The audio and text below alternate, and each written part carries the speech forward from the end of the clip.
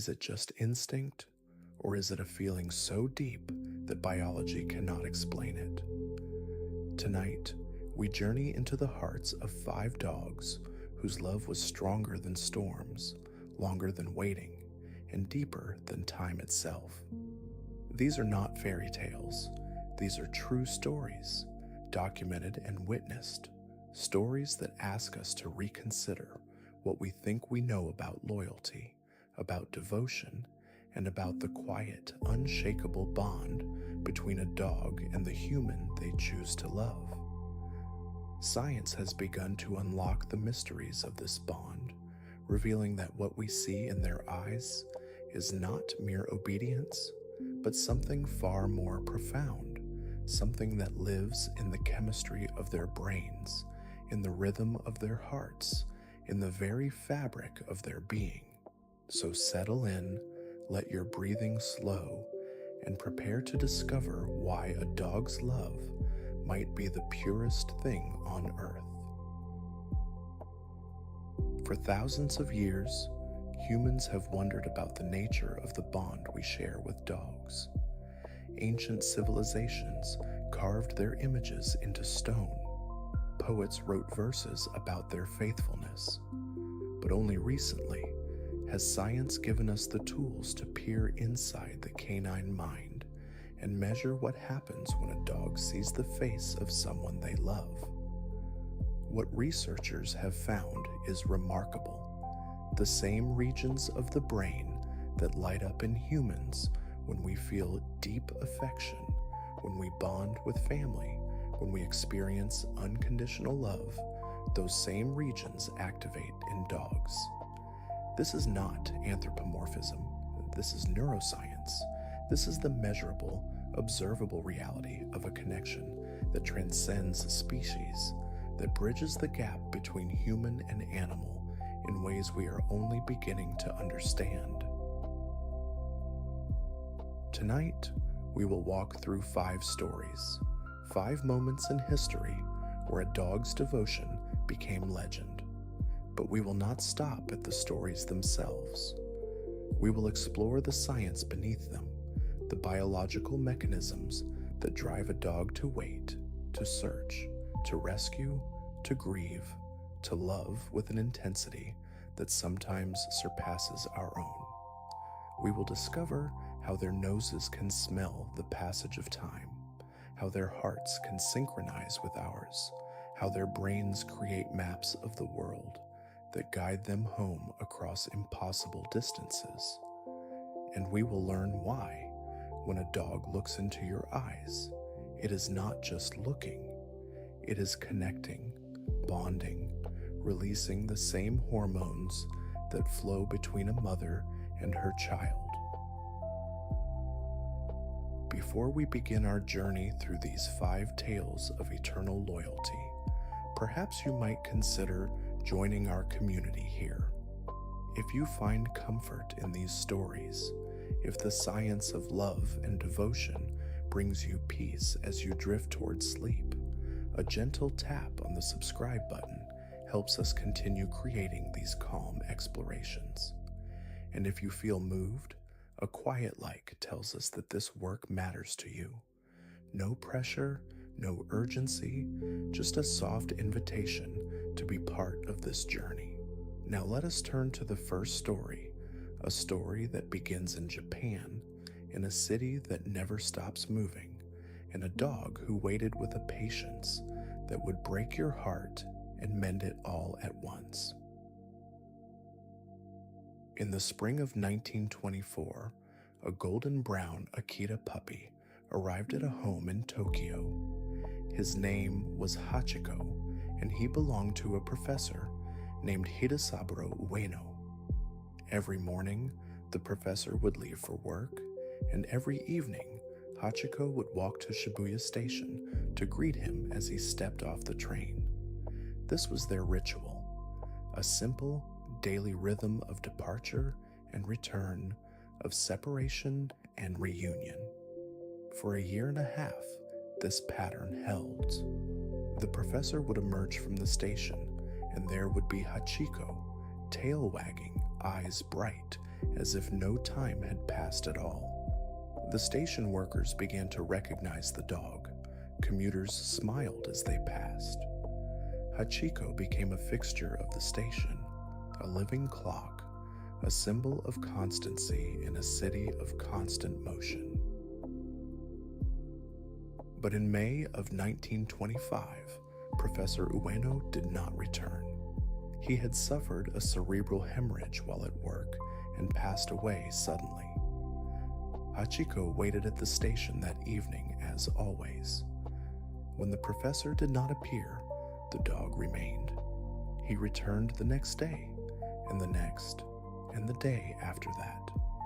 For nearly 10 years, Hachiko came to Shibuya Station every single day, at the exact time the professor's train was due to arrive. He would sit, patient and still, watching the faces of strangers, searching for the one face that would never come. People tried to care for him, to take him home, but Hachiko always returned to the station. His vigil became famous. Newspapers wrote about him. Visitors came to see the loyal dog who would not give up hope. Hachiko's story touches something deep within us because it speaks to a kind of love that does not calculate, does not measure, does not ask for anything in return. He did not wait because he expected reward. He waited because waiting was what love looked like to him. And when we hear this story, we cannot help but wonder, did Hachiko understand that his friend was gone? Did he grieve? Or did he simply believe, with unshakable faith, that one more day of waiting would bring reunion? Science suggests that the truth is somewhere in between, and it is more beautiful and more heartbreaking than we might imagine. To understand Hachiko's wait, we must first understand how dogs perceive time itself. Humans experience time as a linear progression, a river flowing from past to future. We remember yesterday, we anticipate tomorrow, and we live in the tension between the two. But dogs experience time differently. They live in what researchers call an extended present, a state where the past and future are less distinct, where the now is all-encompassing. This does not mean dogs have no memory or no sense of duration. In fact, their sense of time is remarkably precise, but it is rooted in patterns, in rhythms, in the subtle change of the world around them. And one of the most powerful tools they use to measure time is their sense of smell. A dog's nose contains up to 300 million olfactory receptors, compared to our mere 6 million. This means that while we navigate the world primarily through sight, dogs navigate through scent. And scent, unlike light, has a temporal dimension. Smells fade over time. A scent that is fresh in the morning becomes weaker by afternoon, fainter by evening. Dogs can detect these gradations with astonishing accuracy. When you leave your home in the morning, your scent is strong. As the hours pass, it decays, molecule by molecule, and your dog can smell that decay. They can smell the passage of time itself. This is how they know, with uncanny precision, when you are due to return. Not because they are counting minutes, but because your scent has reached a certain level of faintness that corresponds to your usual arrival. Hachiko's daily journey to the station was not random. It was timed by the decay of his beloved professor's scent, by the rhythms of the city around him, by the angle of the sun and the patterns of commuter traffic. His internal clock, shaped by months of repetition, told him exactly when to leave, exactly when to arrive. And even after the professor's death, that clock continued to tick. The ritual had been encoded so deeply into Hachiko's being that it became inseparable from his identity. Waiting was not a choice, it was who he was. And perhaps, in some way we cannot fully comprehend, the act of waiting kept the professor alive in Hachiko's world, a world where time is measured not in hours, but in the presence and absence of those we love. Beyond scent, dogs possess another remarkable timekeeping mechanism: circadian rhythms. These are biological cycles that repeat roughly every 24 hours, governed by an internal master clock located in the brain's hypothalamus. This clock responds to light and darkness, to feeding times, to patterns of activity and rest. In the wild, circadian rhythms help animals know when to hunt, when to sleep, when to be alert. In domestic dogs, these rhythms synchronize with our own schedules. They learn when we wake, when we eat, when we leave, when we return. Hachiko's circadian system had been trained by hundreds of repetitions to expect the professor's arrival at a specific time each evening.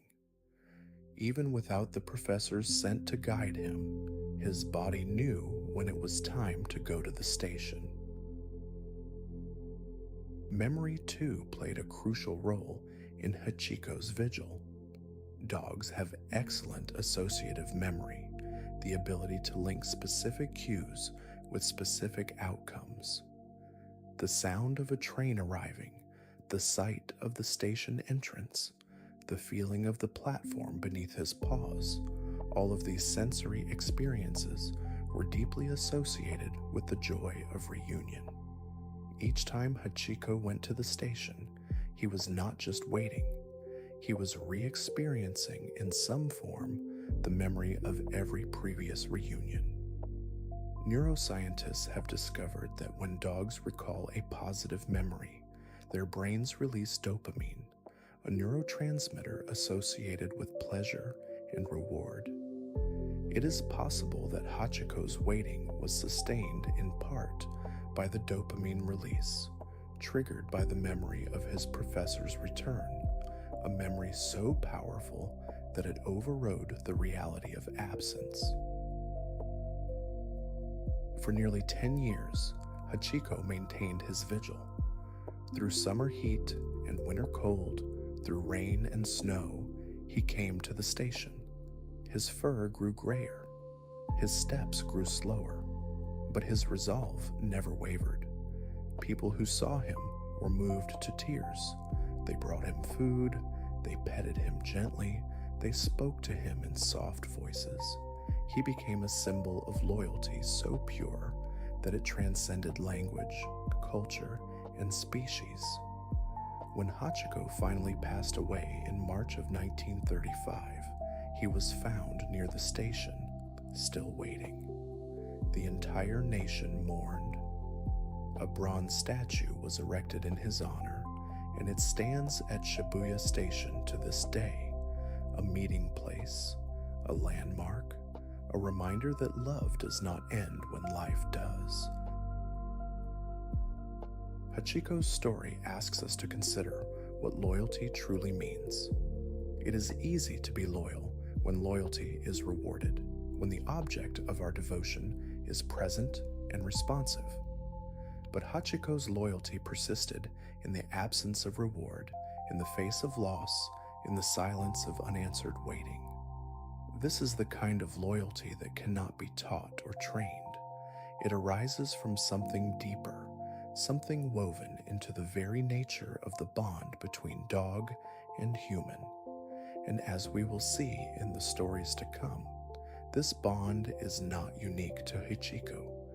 It is a thread that runs through the entire history of our relationship with dogs, a thread made of chemistry and biology, of evolution and emotion, of science and something that feels very much like love. Our second story takes us far from the gentle streets of Tokyo to the frozen wilderness of Alaska in the winter of 1925. In the small town of Nome, a deadly outbreak of diphtheria threatened the lives of the children. The only serum that could save them was in Anchorage, nearly 700 miles away. The harbor was frozen. No planes could fly in the brutal winter storms. The only hope was a relay of dog sled teams racing against time and weather to deliver the serum before it was too late. Among the many brave dogs and mushers who participated in this desperate mission, one name stands above the rest: Togo, a small Siberian husky who would lead his team through the most dangerous leg of the journey. Togo was not a large dog. He weighed only about 48 pounds, small even for a Siberian husky. But what he lacked in size, he made up for in heart, intelligence, and an unbreakable bond with his musher, Leonhard Seppala. Seppala had raised Togo from a puppy, and over the years the two had become inseparable. They communicated not with words, but with glances, with subtle shifts in posture, with a trust so deep that Seppala could close his eyes in a blizzard and know that Togo would find the way. On the night of January 21st, 1925, Seppala and Togo set out into a storm so fierce that visibility dropped to zero. The wind howled at speeds exceeding 50 miles per hour. The temperature plunged to 40 degrees below zero. Seppala could not see the trail. He could barely see Togo, just a few feet ahead. But Togo pressed on, his nose to the ground, his instincts guiding him across frozen rivers, over treacherous ice, through drifts of snow that threatened to swallow the sled whole. At one point, they had to cross Norton Sound, a vast expanse of sea ice that was breaking apart in the storm. Seppala knew it was dangerous, but there was no other way. He trusted Togo to choose the safest path, and Togo did. He navigated the shifting ice with a precision that seemed almost supernatural, leading the team across 20 miles of unstable surface without a single misstep. When they finally reached the other side, Seppala wept with relief and gratitude. Togo and his team covered more than 260 miles in that relay, far more than any other team. By the time they handed off the serum to the next musher, Togo's paws were bleeding, his body was exhausted, but his spirit was unbroken. The serum reached Nome in time. The children were saved. And while another dog, Balto, received much of the public acclaim for completing the final leg of the journey, those who knew the true story understood that it was Togo who had faced the greatest danger, who had run the longest distance, who had demonstrated a level of courage and loyalty that defied explanation. Seppala would later say that Togo was the greatest dog he had ever known, a once-in-a-lifetime companion whose trust and devotion had saved countless lives. To understand the bond between Togo and Seppala, we must explore one of the most fascinating discoveries in the science of human-animal relationships: heart rate synchronization. Recent studies have shown that when a dog and a human share a deep bond, their heart rates can synchronize, beating in rhythm with one another. This phenomenon is not unique to dogs and humans. It has been observed in mothers and infants, in romantic partners, in close friends. But the fact that it occurs across species is remarkable.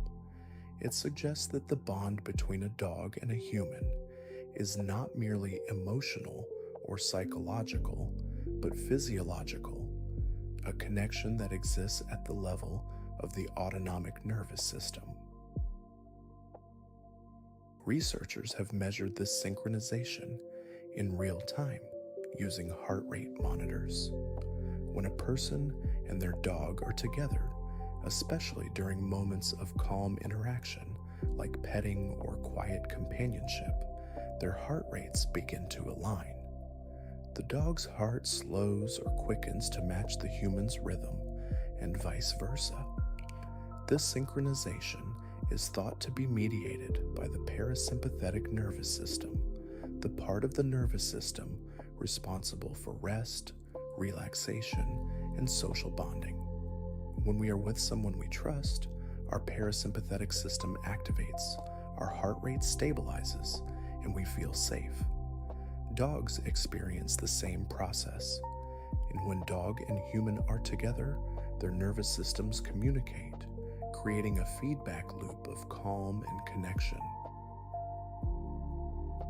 But heart rate synchronization is only part of the story.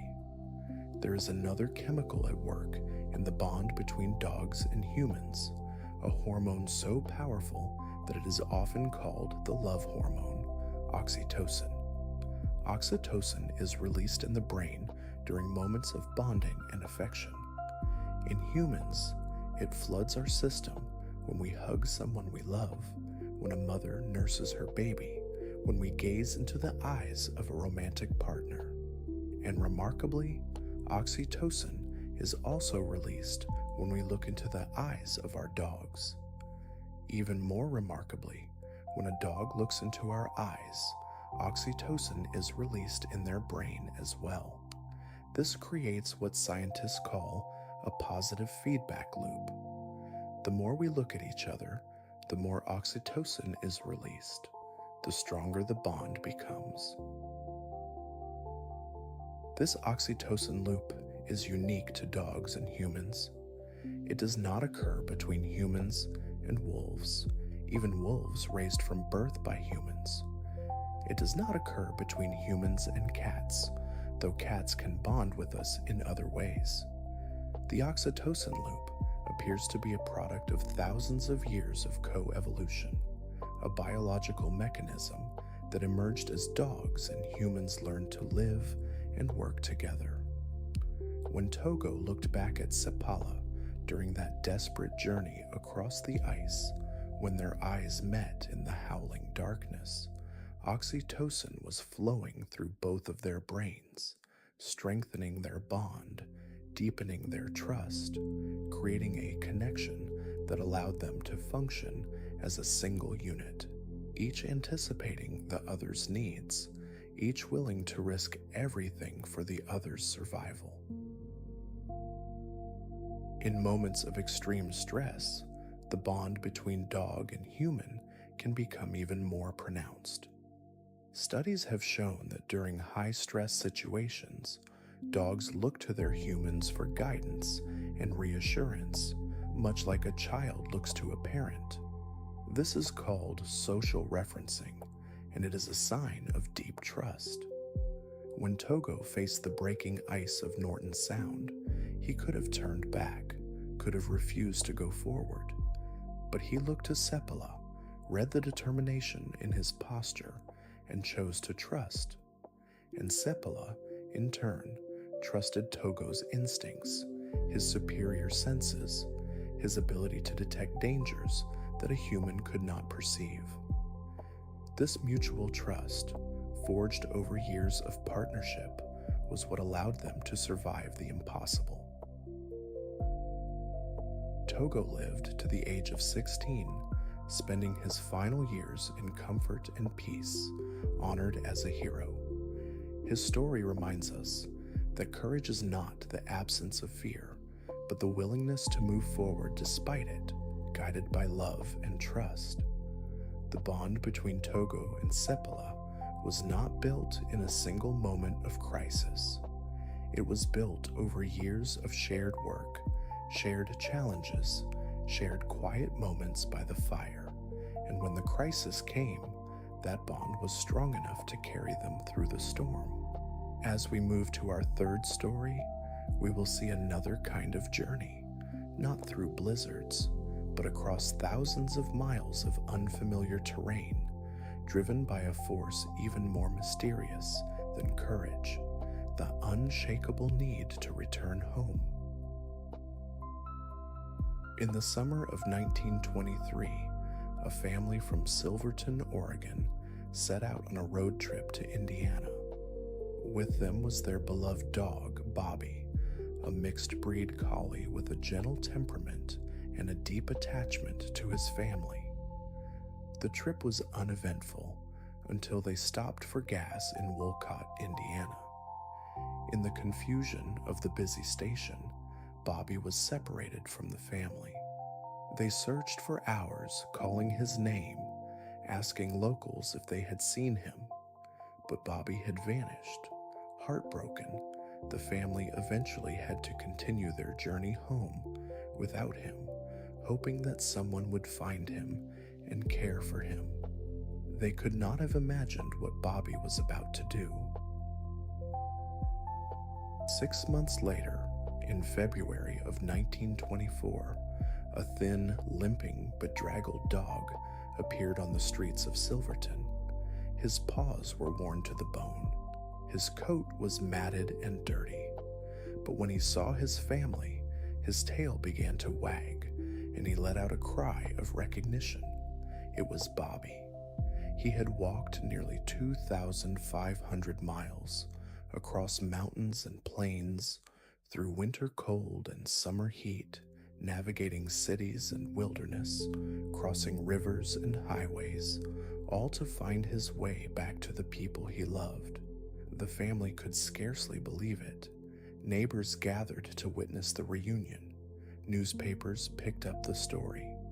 Bobbie became known as Bobbie the Wonder Dog, and his journey became one of the most documented cases of canine navigation in history. Investigators traced Bobbie's route by interviewing people along the way who remembered seeing a collie matching his description. He had passed through Iowa, Nebraska, Colorado, Wyoming, Idaho. He had crossed the Rocky Mountains in the dead of winter. He had survived on scraps, on the kindness of strangers, on his own hunting skills. There were reports of him being chased by other dogs, of narrowly avoiding cars, of sleeping in barns and under bridges. Every step of that journey was a testament to his determination, to the pull of home, to the bond that connected him to his family across impossible distances. But how did he know which way to go? How did a dog, lost in an unfamiliar place, find his way across a continent? The science of animal navigation is one of the most fascinating and mysterious fields of study. For centuries, humans have marveled at the ability of birds to migrate thousands of miles, of sea turtles to return to the exact beach where they were born, of salmon to swim upstream to their spawning grounds. And dogs, it turns out, possess navigational abilities that rival many of these creatures. The key lies in their ability to create mental maps, internal representations of the world that allow them to orient themselves even in unfamiliar territory. These maps are built from multiple sensory inputs: visual landmarks, scent trails, the position of the sun, and perhaps most remarkably, the Earth's magnetic field. Magnetoreception is the ability to detect magnetic fields, and it has been documented in a wide range of animals, from birds to bees to sea turtles. In recent years, scientists have discovered that dogs also possess this ability. Studies have shown that dogs prefer to align their bodies along a north-south axis when they defecate or urinate, suggesting that they are sensitive to the Earth's magnetic field.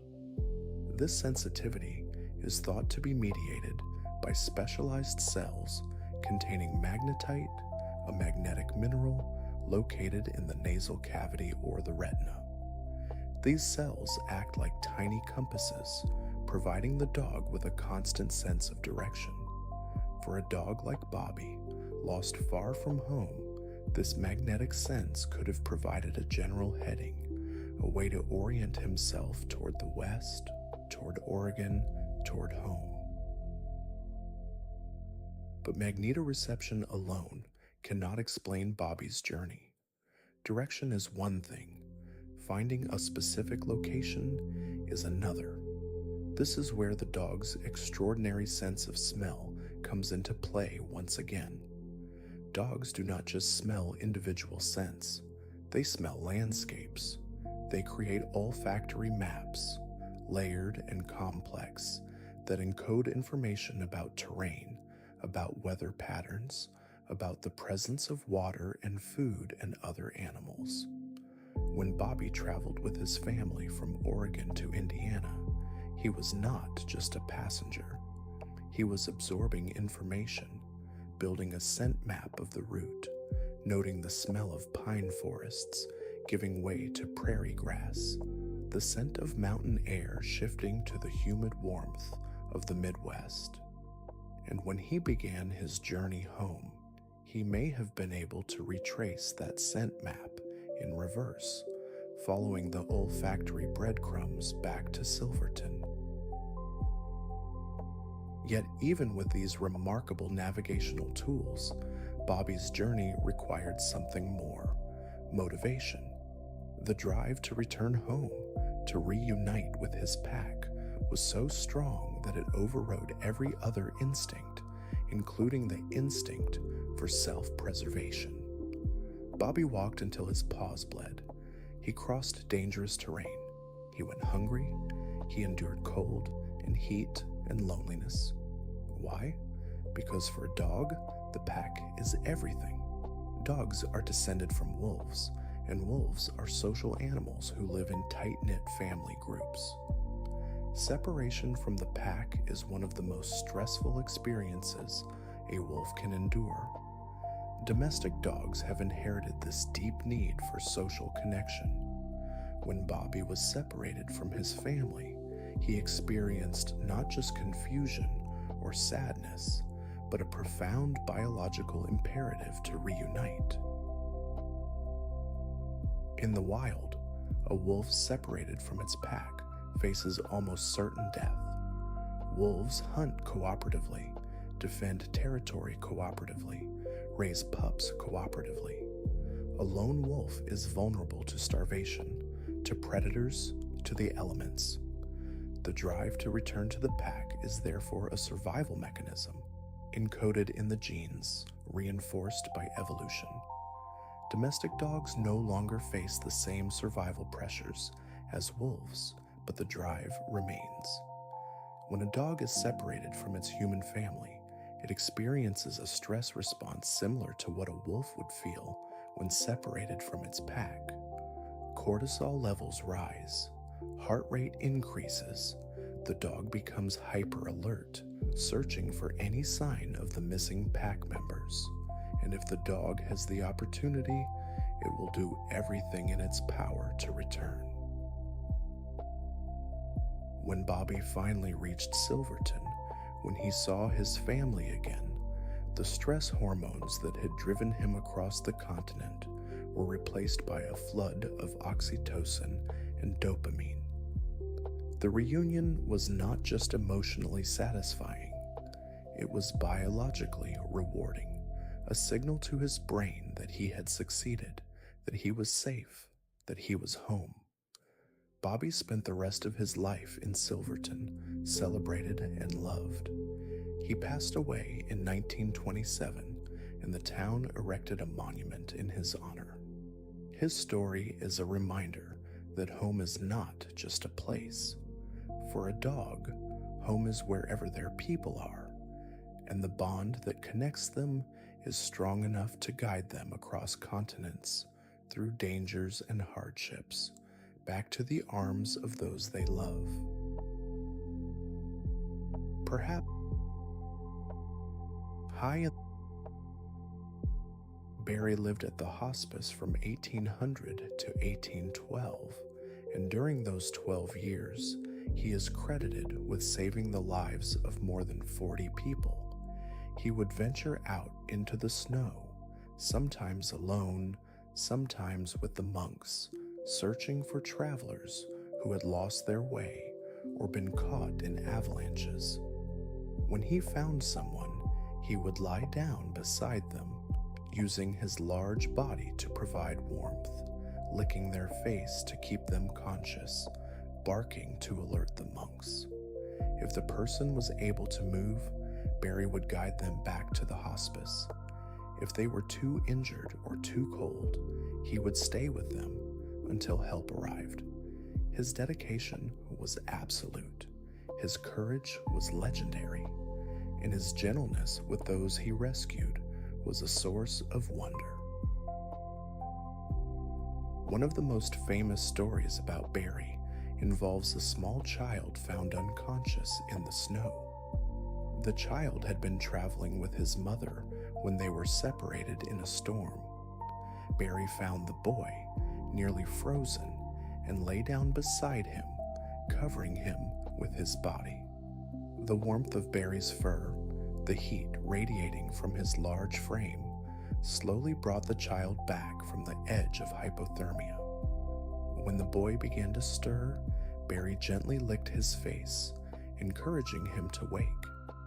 The child, still dazed, climbed onto Barry's back, and the dog carefully carried him through the snow to the hospice, where the monks were able to reunite him with his mother. This story, whether entirely factual or embellished over time, captures the essence of what Barry represented: a protector, a healer, a source of warmth in the coldest, darkest moments. Barry's actions raise a profound question.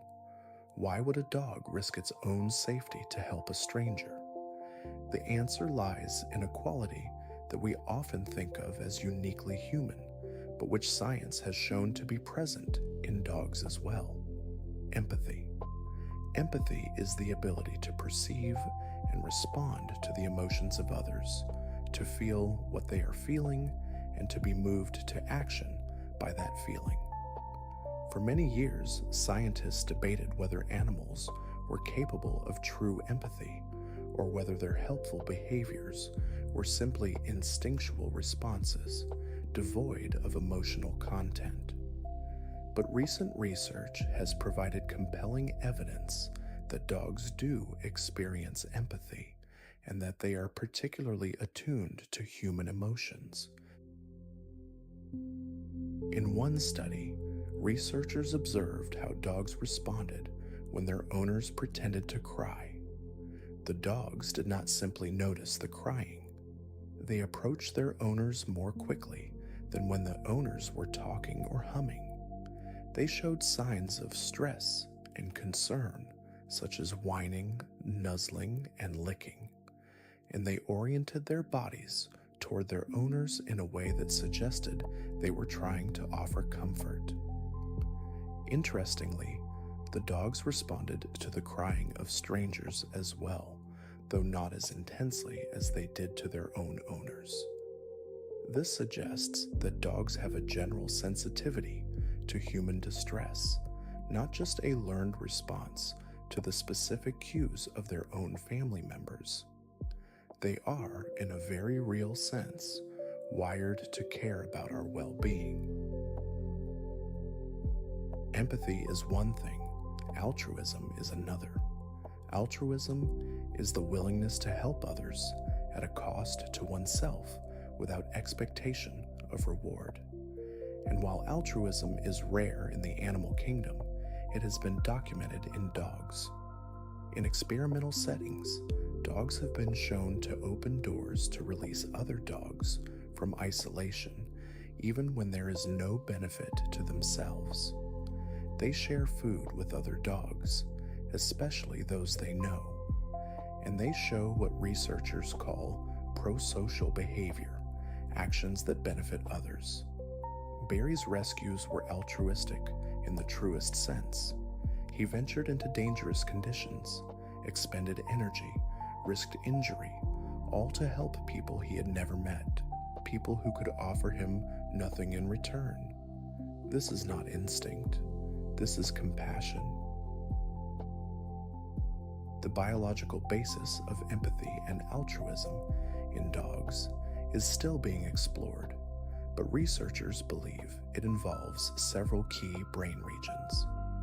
The anterior cingulate cortex, which is involved in processing emotions and social information, shows increased activity when dogs observe humans in distress. The amygdala, which processes fear and emotional responses, also plays a role, helping the dog assess the emotional state of others. And once again, oxytocin appears to be involved. When dogs engage in pro-social behavior, when they comfort or help another individual, oxytocin is released, creating a sense of reward and reinforcing the behavior. In other words, helping others feels good to dogs, just as it does to humans. Compassion is not a burden. It is a source of connection and meaning. Barry retired from rescue work in 1812 and lived out his remaining years in Bern, where he was cared for and celebrated. When he passed away, his body was preserved and is now on display at the Natural History Museum in Bern, a testament to his extraordinary life. The monks at Great St. Bernard continued to breed and train rescue dogs, and to this day, one dog in each generation is named Barry in honor of the original. The legacy of Barry is not just a legacy of individual heroism, but a legacy of the bond between humans and dogs, a bond built on mutual care, on the willingness to help one another, on the recognition that we are stronger together than we are alone. There is something deeply comforting in the knowledge that dogs are capable of compassion, that they can sense our pain and be moved to ease it. In a world that can sometimes feel cold and indifferent, the warmth of a dog's presence, the gentle pressure of a paw on your hand, the soft nuzzle of a nose against your cheek. These small gestures remind us that we are not alone. Barry's story is a story of warmth in the coldest places, of light in the darkest moments, of the simple, profound truth that love and compassion can cross the boundaries of species, of language, of understanding. And as we move to our final story, we will explore the deepest expression of this bond, the willingness to grieve, to mourn, to remain faithful even in the face of death. Grief is one of the most profound emotions we experience as humans. It is the price we pay for love, the shadow that follows every deep attachment. For a long time, people believed that animals did not grieve, that they lacked the emotional complexity to mourn the loss of a companion. But anyone who has ever lived with a dog knows that this is not true. Dogs grieve. They feel the absence of those they love. And in our final story, we will meet a dog whose grief became a symbol of loyalty so enduring that it has echoed through the centuries. A dog who chose to spend the rest of his life beside a grave, waiting for a reunion that would never come in this world. In the heart of Edinburgh, Scotland, there is a cemetery called Greyfriars Kirkyard. It is an old place, filled with weathered tombstones and ancient trees, a place where history rests beneath the earth. In 1858, a night watchman named John Gray was buried there. He had been a humble man, not wealthy or famous, but he had been deeply loved by one small creature, his Skye Terrier, Bobbie. Bobbie was a small dog with a shaggy coat and bright, intelligent eyes. He had been John Gray's constant companion, following him on his rounds through the streets of Edinburgh, sleeping at his feet, sharing his meals. And when John Gray died, Bobbie's world shattered. On the day of the funeral, Bobbie followed the procession to Greyfriars kirkyard. He watched as the coffin was lowered into the ground, as the earth was shoveled over it, as the mourners dispersed. And then, instead of leaving, Bobbie lay down on the fresh grave. When people tried to coax him away, he refused. When they tried to carry him, he returned as soon as he was released. The cemetery caretaker attempted to chase him off, but Bobbie would not be moved. Night fell, and Bobbie remained. Rain began to fall, cold and steady, and still Bobbie did not leave. He had found the place where his beloved friend rested, and he had decided, in whatever way a dog decides such things, that this was where he would stay. For 14 years, Bobbie maintained his vigil. He slept on John Gray's grave, leaving only briefly each day to eat at a nearby tavern where the owner had taken pity on him. The people of Edinburgh came to know him, to admire him, to bring him food and blankets.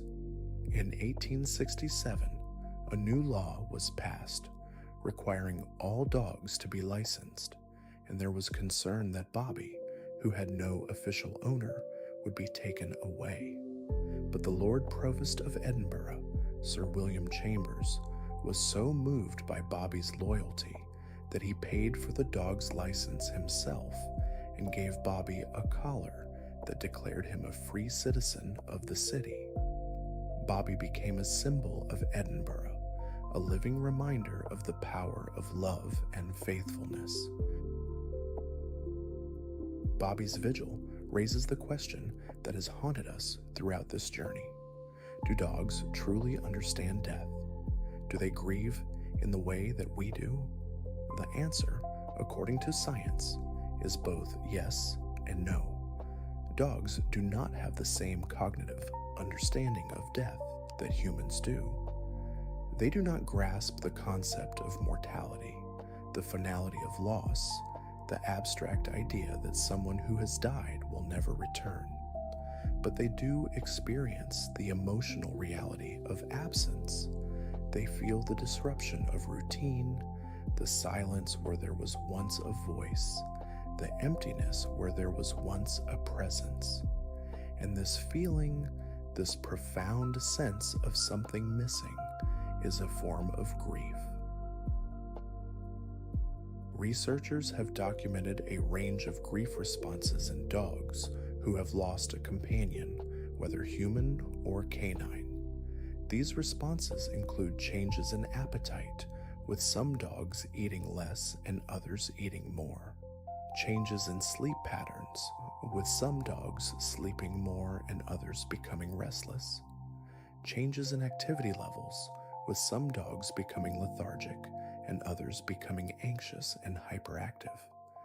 Many dogs search for the lost companion, checking favorite spots, sniffing at belongings, waiting by doors. Some dogs vocalize more, whining or howling. Others become quieter, more withdrawn. These behaviors are strikingly similar to the symptoms of grief in humans, suggesting that the underlying emotional experience may be similar as well. To understand why dogs grieve, we must return to the neuroscience of attachment. In a groundbreaking study, researchers used functional MRI scans to observe the brains of dogs as they were exposed to different scents. The scent of a familiar human, the scent of an unfamiliar human, the scent of a familiar dog, and the scent of an unfamiliar dog. When the dogs smelled the scent of their own human, a specific region of the brain lit up, the caudate nucleus. The caudate nucleus is part of the brain's reward system. In humans, it activates when we experience love, when we anticipate something pleasurable, when we feel deep attachment. The fact that it activates in dogs when they smell their human's scent is profound. It means that dogs do not just recognize us, they experience us as a source of joy, of comfort, of love.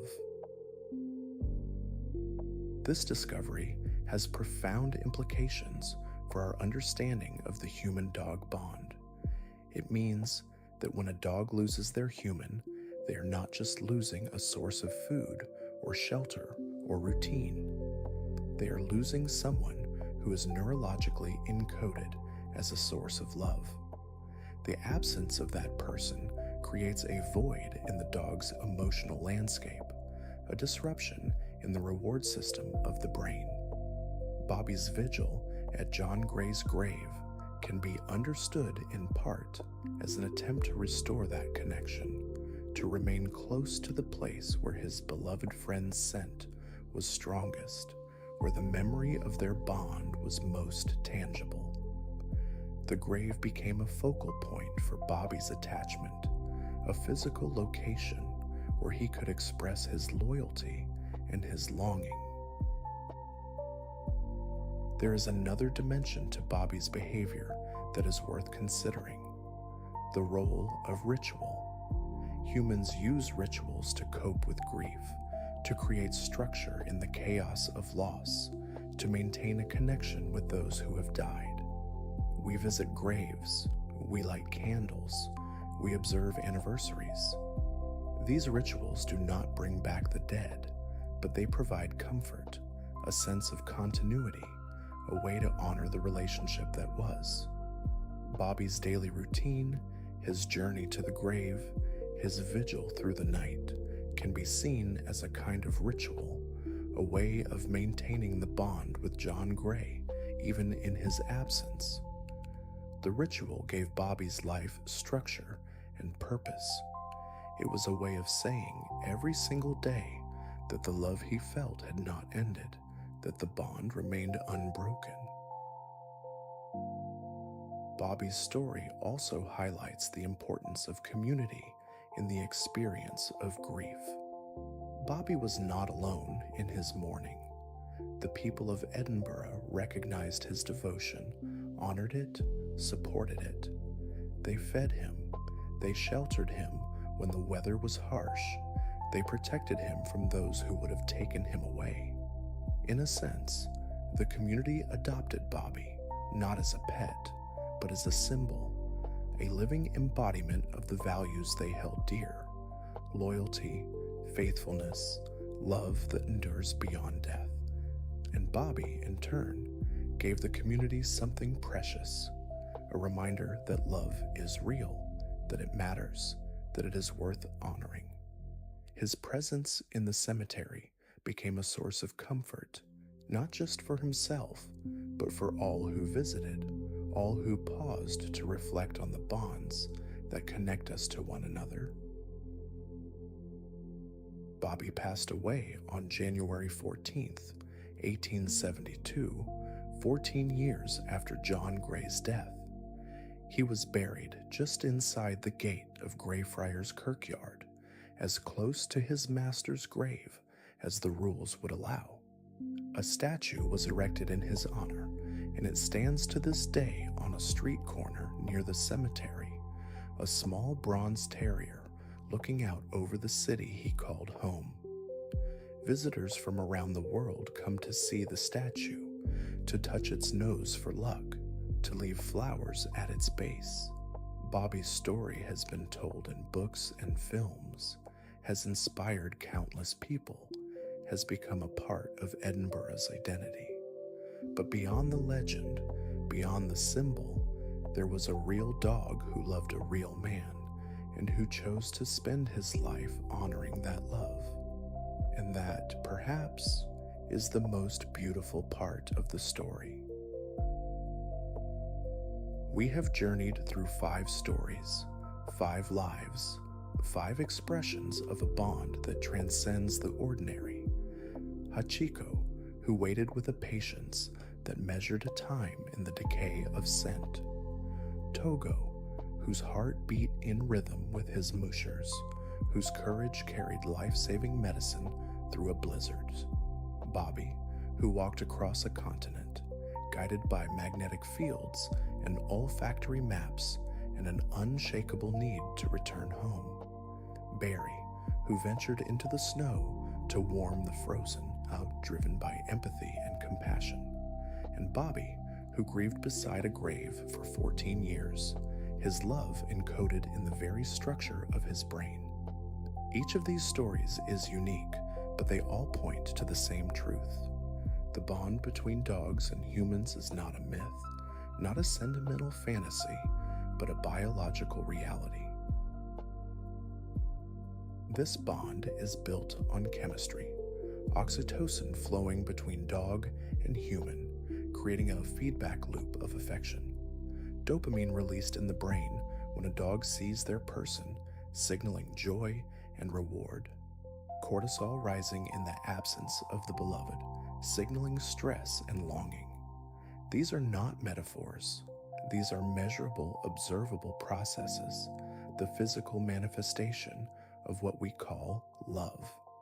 And the fact that these processes occur in dogs, that their brains respond to us in ways that mirror how our brains respond to those we love most deeply, tells us that the bond is mutual, that it is real, that it is as meaningful to them as it is to us. This bond is built on evolution. For thousands of years, dogs and humans have lived together, worked together, survived together. Those dogs who were most attuned to human emotions, who could read our faces and our voices, who could bond with us deeply, were the ones who thrived, who were cared for, who passed on their genes. And those humans who recognized the value of this bond, who treated their dogs with kindness and respect, who formed deep attachments, also thrived. We shaped each other, dog and human, in a process of co-evolution that has left its mark on both our species. The bond we share is not accidental. It is the result of millennia of mutual adaptation, of learning to live together, to trust each other, to love each other. This bond is built on communication. Dogs have learned to read human gestures in ways that even our closest primate relatives cannot. They understand pointing, they follow our gaze, they respond to our tone of voice.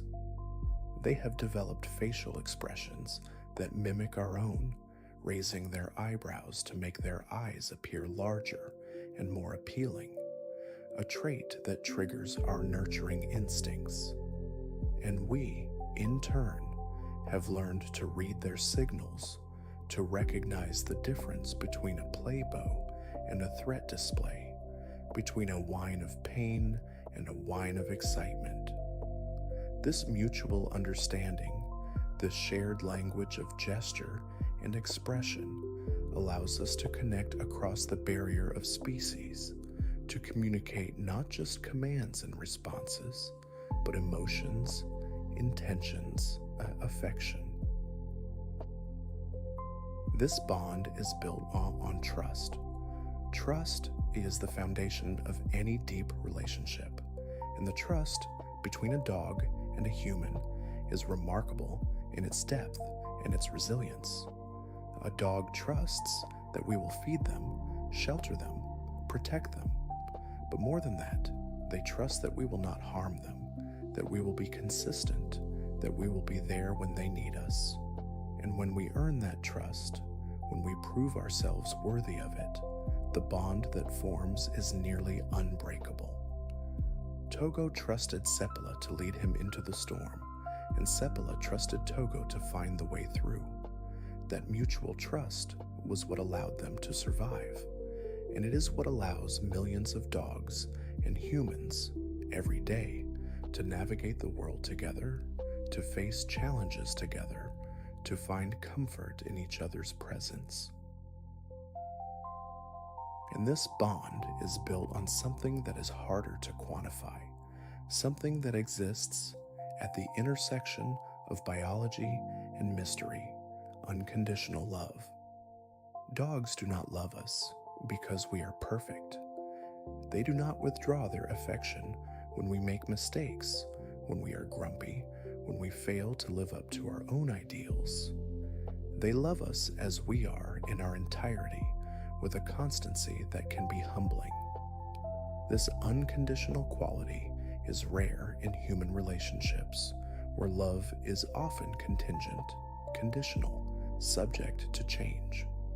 But in the eyes of a dog, we see a reflection of ourselves that is kinder, more forgiving, more accepting than the reflection we see in the mirror. And perhaps that is one of the greatest gifts they give us, the experience of being loved without reservation, without judgment, without end. Loyalty, as we have seen in these 5 stories, is not a single thing. It takes many forms. It is Hachiko's patience, waiting day after day for a return that would never come. It is Togo's courage of pressing forward through the blizzard when every instinct must have screamed to turn back. It is Bobbie's determination, walking until his paws bled to find his way home. It is Barry's compassion, venturing into the snow to warm the frozen. It is Bobbie's grief, maintaining a vigil that lasted 14 years. Each of these expressions of loyalty is different, but they all share a common thread: the willingness to endure hardship, to sacrifice comfort, to remain faithful even when faithfulness is difficult. This is the essence of loyalty, and it is a quality that dogs possess in abundance. But loyalty is not just about grand gestures and dramatic rescues. It is also present in the small, everyday moments. The way a dog greets you at the door, tail wagging, as if you have been gone for years instead of minutes. The way they follow you from room to room, content simply to be in your presence. The way they rest their head on your lap when you are sad, offering comfort without words. The way they watch you while you sleep, keeping vigil, keeping you safe. These small acts of loyalty, repeated day after day, year after year, are the foundation of the bond. They are the quiet proof that you matter, that you are loved, that you are not alone. Perhaps you are wondering what lessons we can take from these stories, from the science of the bond we share with dogs. One lesson is the importance of presence. Dogs live in the moment. They do not dwell on the past or worry about the future. They are fully present, fully engaged with the here and now. And when we are with them, they invite us to be present as well, to set aside our distractions, to simply be. Another lesson is the value of loyalty, of showing up, of being consistent and reliable. Dogs teach us that love is not just a feeling. It is a practice, a series of actions repeated over time, a commitment that endures through difficulty and change. Dogs also teach us about forgiveness. They do not hold grudges. If we are short-tempered with them, if we forget to fill their water bowl, if we step on their paw by accident, they forgive us almost instantly. They do not punish us with silence or withdrawal. They simply move forward, ready to love us again, ready to trust us again. This capacity for forgiveness is a gift, a reminder that holding on to resentment only weighs us down, that letting go is an act of freedom. And perhaps most importantly, dogs teach us about the power of unconditional love, about what it means to be loved for who we are, not for what we achieve or how we perform, but simply for existing, for being ourselves. There is a purity to the bond between dogs and humans that is rare in this world. It is a bond uncomplicated by language, by social status, by the complexities of human relationships.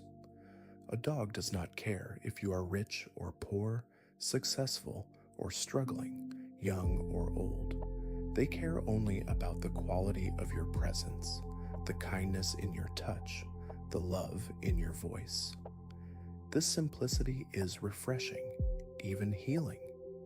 In a world that often feels overwhelming, where we are constantly judged and evaluated, where we must navigate complex social dynamics, the relationship with a dog offers a respite, a space where we can simply be, where we are accepted without condition, where love is given freely and without expectation of return. This purity is reflected in the science we have explored. The oxytocin loop, the heart rate synchronization, the activation of the caudate nucleus. These are not complex or convoluted processes. They are simple, direct, elegant. They are the biological expression of a simple truth. Love connects us. It connects us to each other, across species, across differences, across the boundaries that we so often erect. And in that connection, we find meaning, we find comfort, we find a sense of belonging that is fundamental to our well-being. The bond with a dog is a reminder that we are not isolated individuals, but part of a larger web of relationships, of connections, of love that extends beyond ourselves. Let us return for a moment to the concept of time, for it is central to understanding how dogs experience the world and how they maintain their bonds with us. We have touched on the idea that dogs smell time, that they use the decay of scent to measure duration. But there is more to explore here, more layers to this remarkable ability. Consider the complexity of what a dog perceives when they enter a room. They do not just smell what is present now. They smell what was present an hour ago, a day ago, perhaps even longer. Each scent has a temporal signature, a freshness or staleness that tells the dog when it was deposited. This creates a kind of olfactory timeline, a layered history of the space. Imagine walking into your home after being away for several hours. To you, the house looks the same as when you left, but to your dog, the house is a rich tapestry of temporal information. They can smell that you were in the kitchen this morning, that you sat on the couch an hour ago, that a visitor came to the door yesterday. They can smell the progression of the day in the changing intensity of your scent. And this ability is not just passive perception, it is active interpretation. The dog is constantly updating their understanding of the world based on these olfactory cues, constantly adjusting their expectations, constantly anticipating what will happen next based on what has happened before. This temporal awareness is part of what made Hachiko's wait so precise.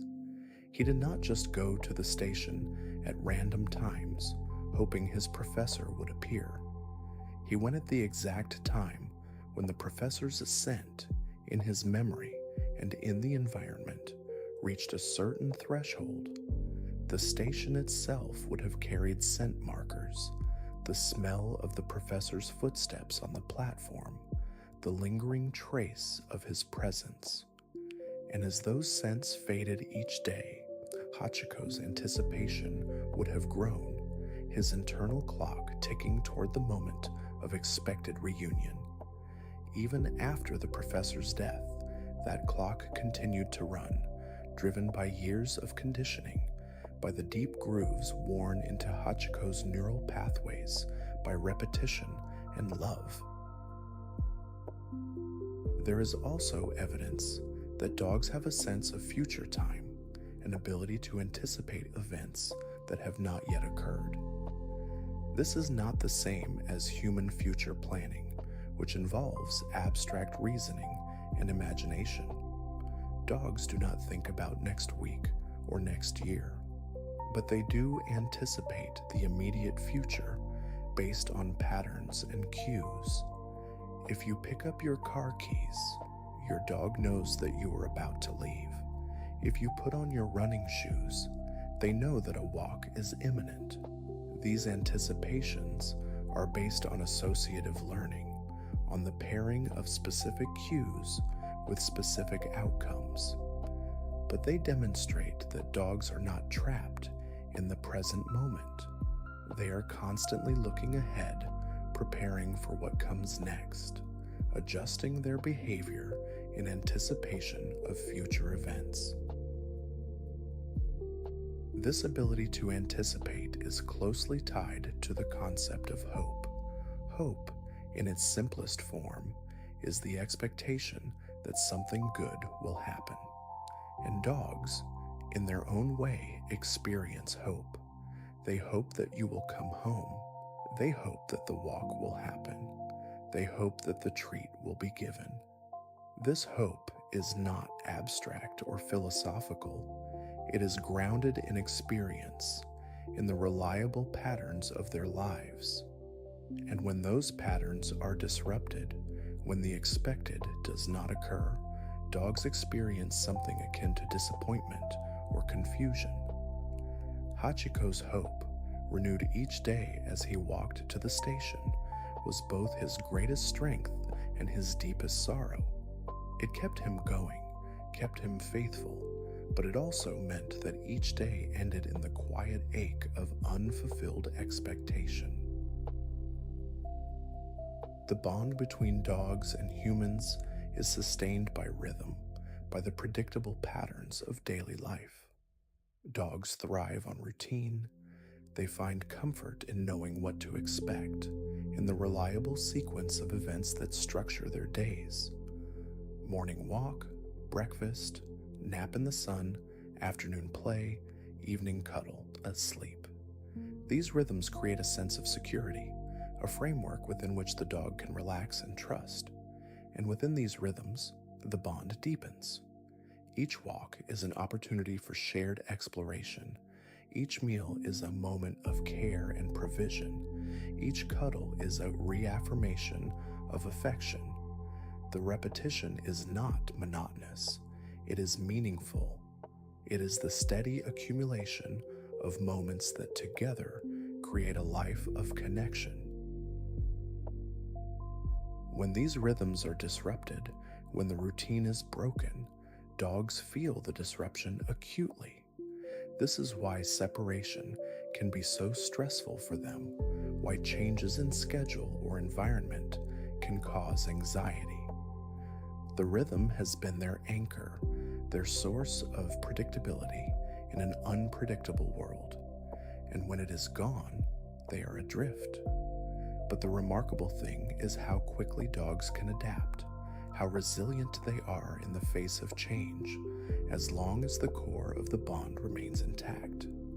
A dog can adjust to a new home, a new schedule, a new routine, as long as their person is there, as long as the connection is maintained.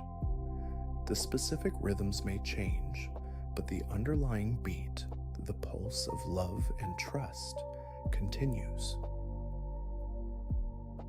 Touch is one of the most powerful forms of communication between dogs and humans. When you pet a dog, when you run your fingers through their fur, when you scratch behind their ears, you are not just providing physical pleasure, you are communicating affection, safety, connection, and the dog understands this. Studies have shown that petting a dog lowers blood pressure and heart rate in both the human and the dog. It reduces cortisol, the stress hormone, and increases oxytocin, the bonding hormone. Touch is a language that transcends words, a direct transmission of care and comfort. And dogs are fluent in this language. They lean into your hand, they nuzzle against you, they rest their head on your knee, all ways of saying, without words, I am here, I trust you, I love you. There is a particular kind of touch that is especially meaningful, the mutual gaze combined with gentle contact. When you look into your dog's eyes while petting them, the oxytocin loop is amplified. The visual connection and the physical connection work together, creating a feedback loop of bonding that is incredibly powerful. This is why moments of quiet companionship, when you and your dog are simply together, looking at each other, touching gently, can feel so profound. In those moments, you are not just two separate beings sharing space. You are connected at a deep, biological level, your nervous system's in sync, your heart's beating in rhythm, your brain's releasing the same chemicals of love and attachment. These are moments of pure connection, uncomplicated by language or thought, just presence and touch and love. Dogs have a remarkable ability to sense when we are unwell, when we are sad, when we are in pain.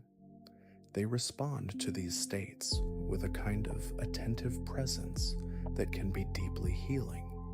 They stay close, they watch us carefully, they offer gentle contact. This is not coincidence or imagination. Research has shown that dogs can detect changes in our body chemistry, can smell the hormones and other compounds that are released when we are stressed or ill. They can hear the subtle changes in our breathing and heart rate, and they respond to these cues with behaviors that are designed to comfort and soothe. A dog lying beside you when you are sick is not just keeping you company. They are monitoring you, offering their presence as a form of care. This healing presence is part of why therapy dogs are so effective in hospitals, nursing homes, and schools. Their presence alone can reduce anxiety, lower blood pressure, improve mood.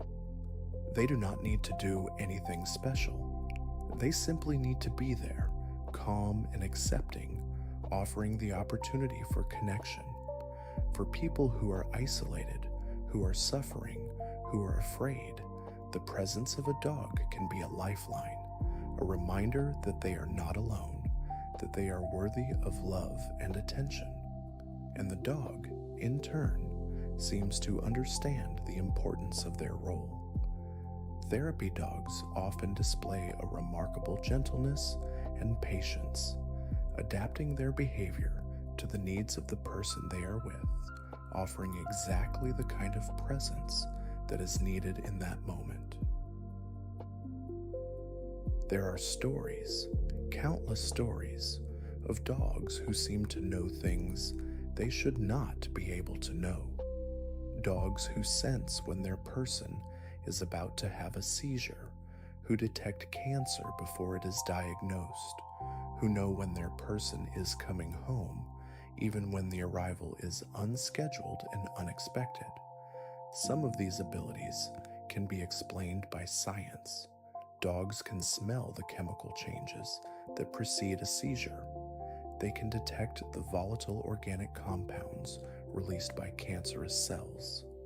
But other abilities remain mysterious. How does a dog know that their person is coming home when there are no sensory cues, no sounds or smells that could provide information?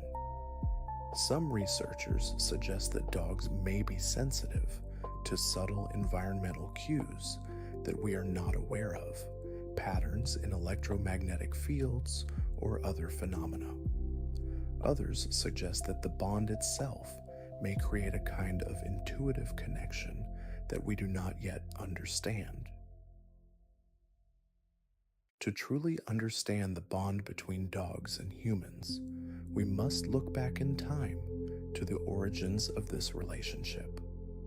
The story begins tens of thousands of years ago, when wolves and humans were both struggling to survive in a harsh and unforgiving world. Wolves were skilled hunters, able to bring down large prey through cooperation and strategy. Humans were also hunters, but they had something wolves did not: fire, tools, and the ability to plan and communicate in complex ways.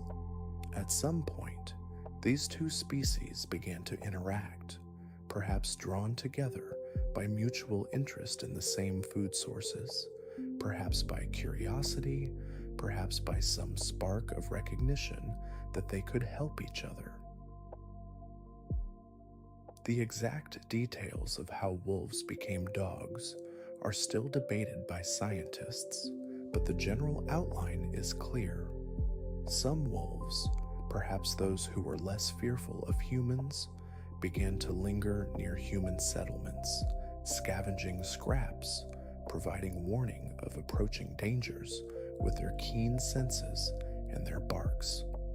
Humans, recognizing the value of these early partnerships, began to tolerate and even encourage the presence of these wolves.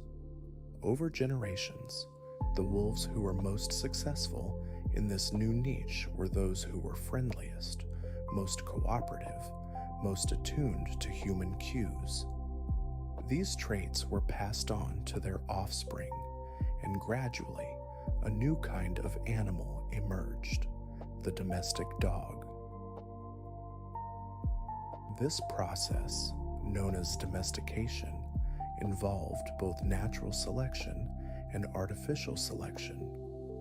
Natural selection favored wolves who could thrive in the human environment, who could digest the foods humans ate, who could tolerate the stress of living in close proximity to another species. Artificial selection, the deliberate breeding of dogs with desirable traits, came later as humans began to shape dogs for specific purposes: hunting, herding, guarding, companionship.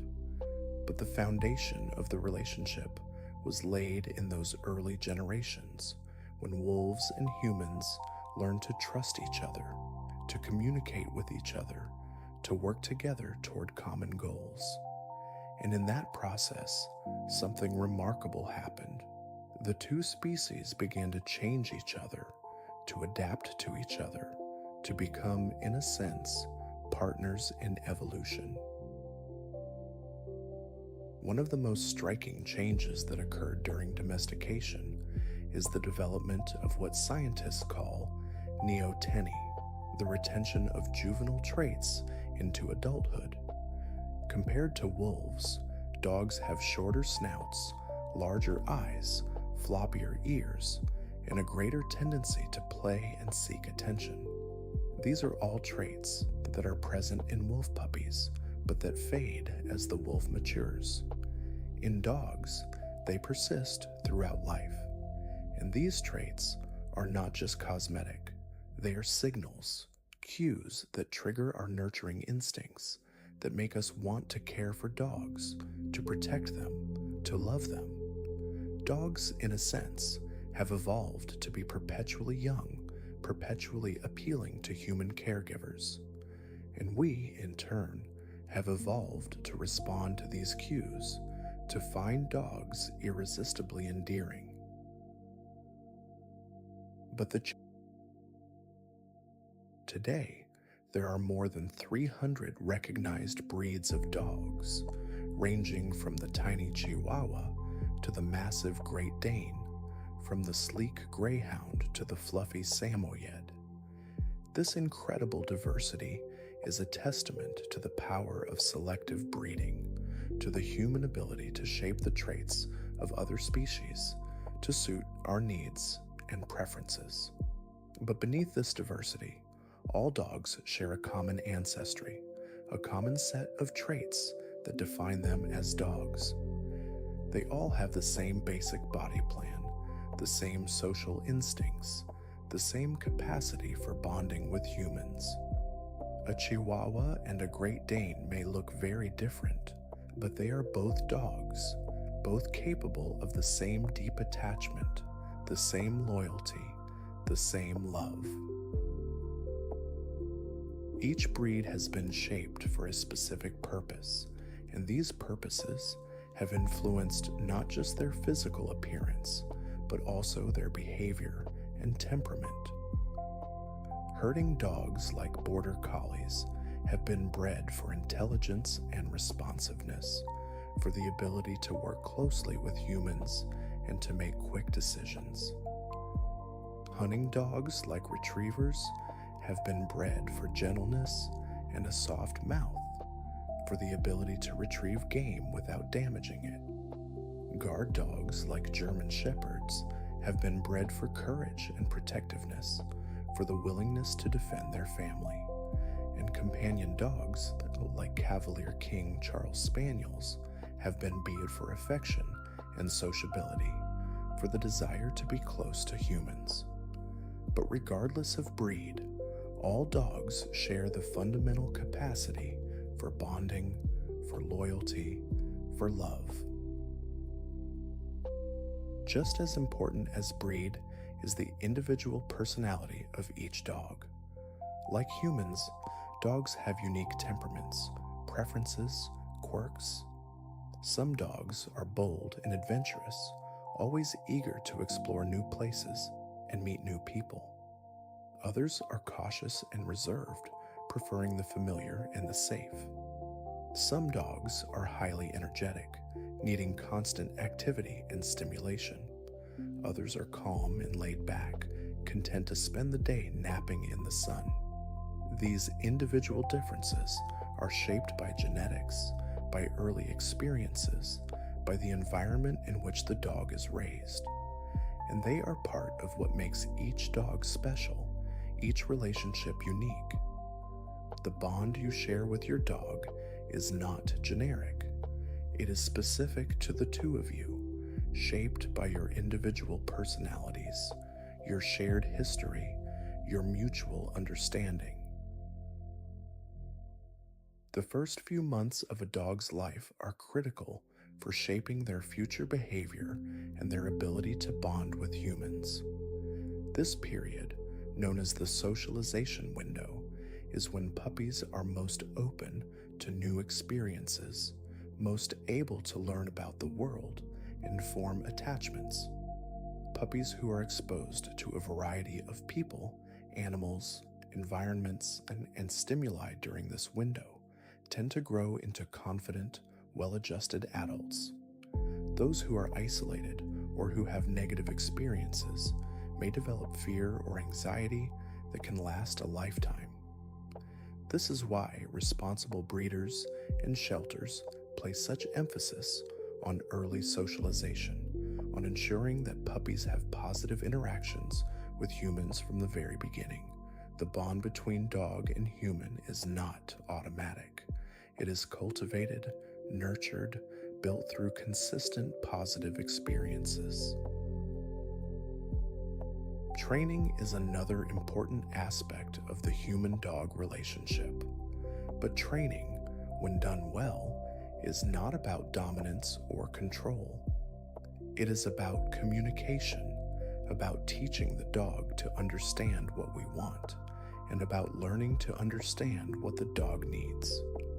Positive reinforcement training, which rewards desired behaviors rather than punishing unwanted ones, has been shown to be the most effective and humane method. It strengthens the bond between dog and human, builds trust, and creates a partnership based on cooperation rather than coercion. When a dog learns to sit, to stay, to come when called, they are not just learning commands, they are learning to communicate with us, to work with us, to be part of a team. And we, in turn, are learning to be clear, consistent, patient, and kind. To deepen our understanding of how dogs experience the world, let us explore their senses in more detail. We have already discussed their extraordinary sense of smell, but it is worth emphasizing just how different their olfactory world is from ours. While we rely primarily on vision to navigate and understand our environment, dogs rely primarily on scent. Their world is a landscape of smells, layered and complex, constantly changing.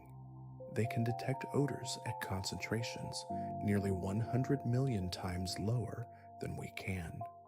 They can distinguish between scents that seem identical to us, and they can track a scent trail that is days old, following the invisible path left by a person or animal long after they have passed.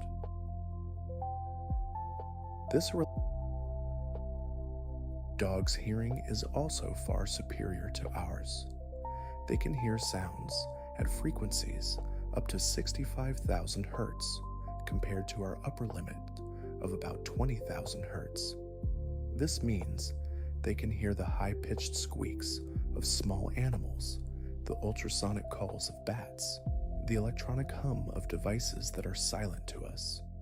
They can also hear sounds from much farther away, detecting the approach of a car or a person long before we are aware of it.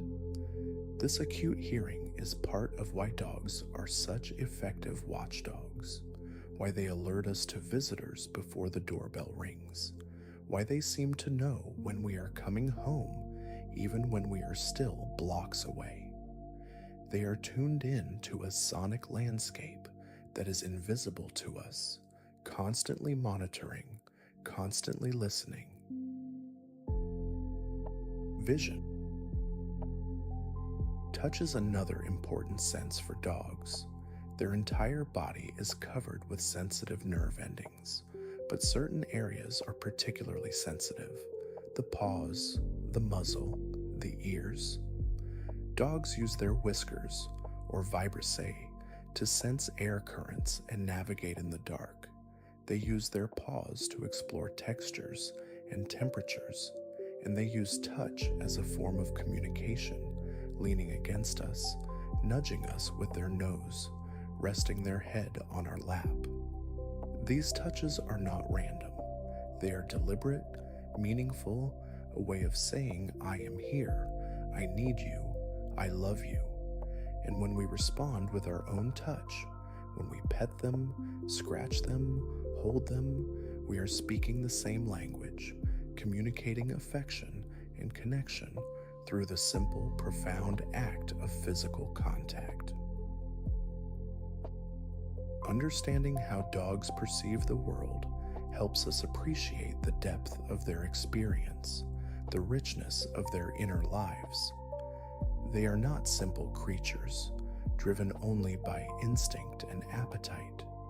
They are complex beings with sophisticated sensory systems, with emotions and memories, with the capacity for joy and sorrow, for love and loss. When we recognize this complexity, when we honor it, we deepen our relationship with them. We become more attuned to their needs, more responsive to their signals, more appreciative of the unique perspective they bring to our shared life. And in that appreciation, the bond grows stronger, more meaningful, more profound. Intelligence is a complex and multifaceted concept, and measuring it in animals is challenging. But by any reasonable standard, dogs are intelligent creatures. They can learn hundreds of words, understand complex commands, solve problems, and even engage in what appears to be deceptive behavior. Different breeds and individual dogs vary in their cognitive abilities, but all dogs possess a form of intelligence that is adapted to their social, cooperative lifestyle. They excel at reading social cues, at understanding what humans want, at navigating the complex dynamics of pack life. This social intelligence is perhaps their greatest cognitive strength, and it is central to the bond they form with us. One of the most remarkable demonstrations of canine intelligence is their ability to understand human pointing. This may seem simple, but it is actually quite sophisticated. When you point at an object, you are using a symbolic gesture to direct attention. Most animals, including our closest primate relatives, do not naturally understand pointing, but dogs do. Even puppies, with minimal training, can follow a human point to find hidden food or toys. This ability suggests that dogs have evolved to be attuned to human communicative signals, to understand that we are trying to tell them something, to cooperate with us in achieving shared goals. It is a form of interspecies communication that is rare in the animal kingdom. Dogs also demonstrate what is called theory of mind, the ability to understand that others have thoughts, feelings, and perspectives that may differ from their own. While the extent of this ability in dogs is still being researched, there is evidence that dogs can take the perspective of humans, can understand what we can and cannot see, and can adjust their behavior accordingly. For example, dogs are more likely to steal food when a human is not looking than when a human is watching. This suggests that they understand that the human's visual perspective is different from their own, that the human does not know what the dog knows. This is a sophisticated cognitive ability, one that requires the dog to model the mental state of another individual. We have touched on the emotions of dogs throughout this journey, but let us now consider them more directly.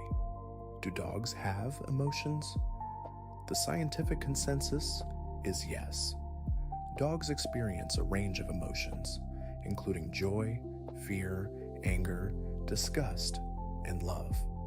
These emotions are not identical to human emotions. Dogs do not experience complex emotions like guilt or shame in the way humans do, but they do experience basic emotions, and these emotions are real, measurable, and meaningful. When a dog wags their tail upon seeing you, they are experiencing joy. When a dog cowers during a thunderstorm, they are experiencing fear. When a dog growls at a perceived threat, they are experiencing anger. These are not anthropomorphic projections. They are observable emotional states with corresponding physiological markers. The emotional lives of dogs are shaped by their experiences, by their relationships, by the environment in which they live. A dog who is raised with kindness and consistency, who is given opportunities to play and explore, who is treated as a valued member of the family, will develop a rich emotional life characterized by confidence, joy, and secure attachment. A dog who is neglected, abused, or isolated will develop a very different emotional landscape, one marked by fear, anxiety, and insecurity. This is why the way we treat dogs matters so much. We are not just shaping their behavior, we are shaping their emotional well-being, their capacity for happiness, their ability to trust and love. The responsibility is profound, and it is one we should take seriously. One emotion that deserves special attention is jealousy.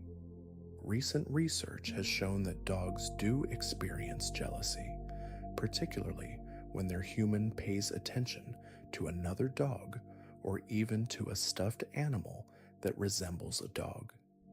When dogs observe their human interacting affectionately with a potential rival, they show behaviors consistent with jealousy. They push between the human and the rival. They seek attention. They may even display aggression toward the rival. This suggests that dogs have a sense of ownership or entitlement when it comes to their human's affection, that they value the relationship and want to protect it. This is not a negative trait. It is a sign of the depth of their attachment, of how much the relationship means to them.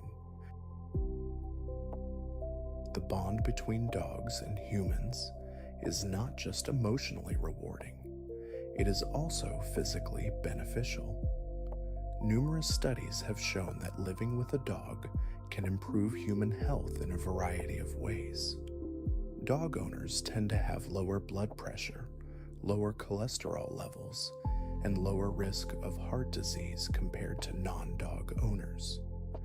They are more physically active thanks to the daily walks that dogs require. They experience less loneliness and depression thanks to the companionship and unconditional love that dogs provide. And they may even live longer, with some studies suggesting that dog ownership is associated with reduced mortality risk. The presence of a dog in our lives is not just pleasant. It is health-promoting, life-enhancing, potentially life-extending. The mechanisms behind these health benefits are multiple. The physical activity required to care for a dog, the daily walks and play sessions, contributes to cardiovascular health and weight management. The stress reduction that comes from petting a dog, from the release of oxytocin and the lowering of cortisol, contributes to better mental health and lower blood pressure. The social connections that dogs facilitate, the conversations with other dog owners at the park, the sense of community that comes from being part of the dog-owning world contribute to reduced loneliness and increased social support. And the sense of purpose that comes from caring for another living being, from being needed and loved, contributes to overall well-being and life satisfaction. Dogs also play an important role in the health and development of children. Growing up with a dog can teach children about responsibility, empathy, and compassion. It can provide them with a source of comfort and companionship during difficult times, and it may even strengthen their immune systems. The hygiene hypothesis suggests that exposure to the microbes that dogs carry can help train the developing immune system, reducing the risk of allergies and asthma. While the evidence for this is still being evaluated, it is clear that the presence of a dog in a child's life can be profoundly positive, shaping their emotional development, their social skills, and their understanding of the natural world. The mental health benefits of living with a dog are particularly significant. For people struggling with depression, anxiety, or trauma, a dog can be a lifeline. The routine of caring for a dog provides structure to the day, a reason to get out of bed, to go outside, to engage with the world. The unconditional love of a dog provides a sense of being valued and needed, a counterweight to the negative thoughts and feelings that characterize depression.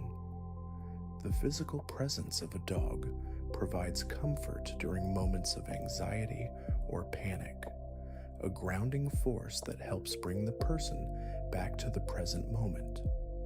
And for people with post-traumatic stress, service dogs can be trained to perform specific tasks that help manage symptoms, such as interrupting nightmares, providing deep pressure therapy, or creating physical space in crowded environments. The therapeutic use of dogs extends beyond individual pet ownership. Animal-assisted therapy, in which trained dogs visit hospitals, schools, nursing homes, and other settings, has been shown to reduce anxiety, improve mood, and facilitate social interaction.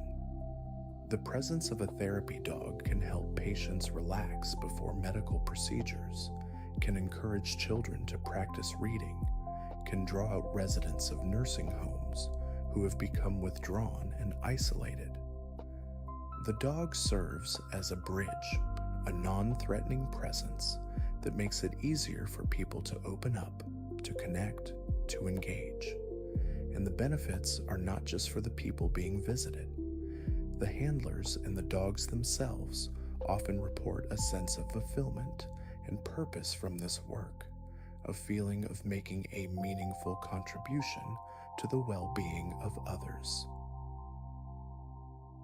Service dogs represent one of the most remarkable applications of the human-dog bond. These are dogs who are trained to perform specific tasks for people with disabilities, tasks that enable their handlers to live more independent and fulfilling lives. Guide dogs help people who are blind or visually impaired navigate the world safely. Hearing dogs alert people who are deaf or hard of hearing to important sounds like doorbells, alarms, or crying babies. Mobility assistance dogs help people with physical disabilities by retrieving objects, opening doors, or providing balance support. Medical alert dogs detect changes in blood sugar, impending seizures, or other medical conditions, giving their handlers time to take preventive action. Each of these roles requires extensive training, intelligence, and a deep bond between dog and handler. The relationship between a service dog and their handler is unique. It is a working partnership, but it is also a deep emotional bond. The handler depends on the dog not just for practical assistance, but for companionship, for emotional support, for a sense of security and confidence. And the dog, in turn, is deeply attuned to the handler's needs, constantly monitoring, constantly ready to respond. This level of attunement requires not just training, but a genuine connection, a mutual understanding that goes beyond commands and cues. It is a relationship built on trust, on communication, on the recognition that they are a team, that they need each other, that they are stronger together than they are apart. Beyond service dogs, there are many other working dogs who contribute to human society in important ways. Search and rescue dogs locate people who are lost or trapped in disasters. Detection dogs sniff out explosives, narcotics, or contraband at airports and borders. Conservation dogs help track endangered species or detect invasive plants. Herding dogs manage livestock on farms and ranches.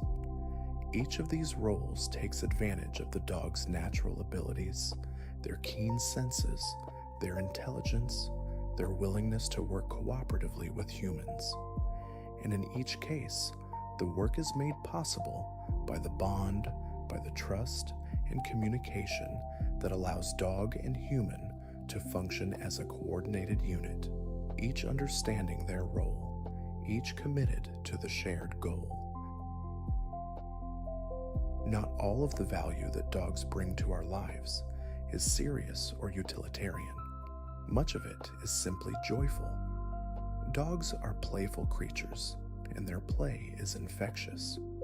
When a dog invites you to play with a play bow and a wagging tail and bright, eager eyes, it is hard to resist.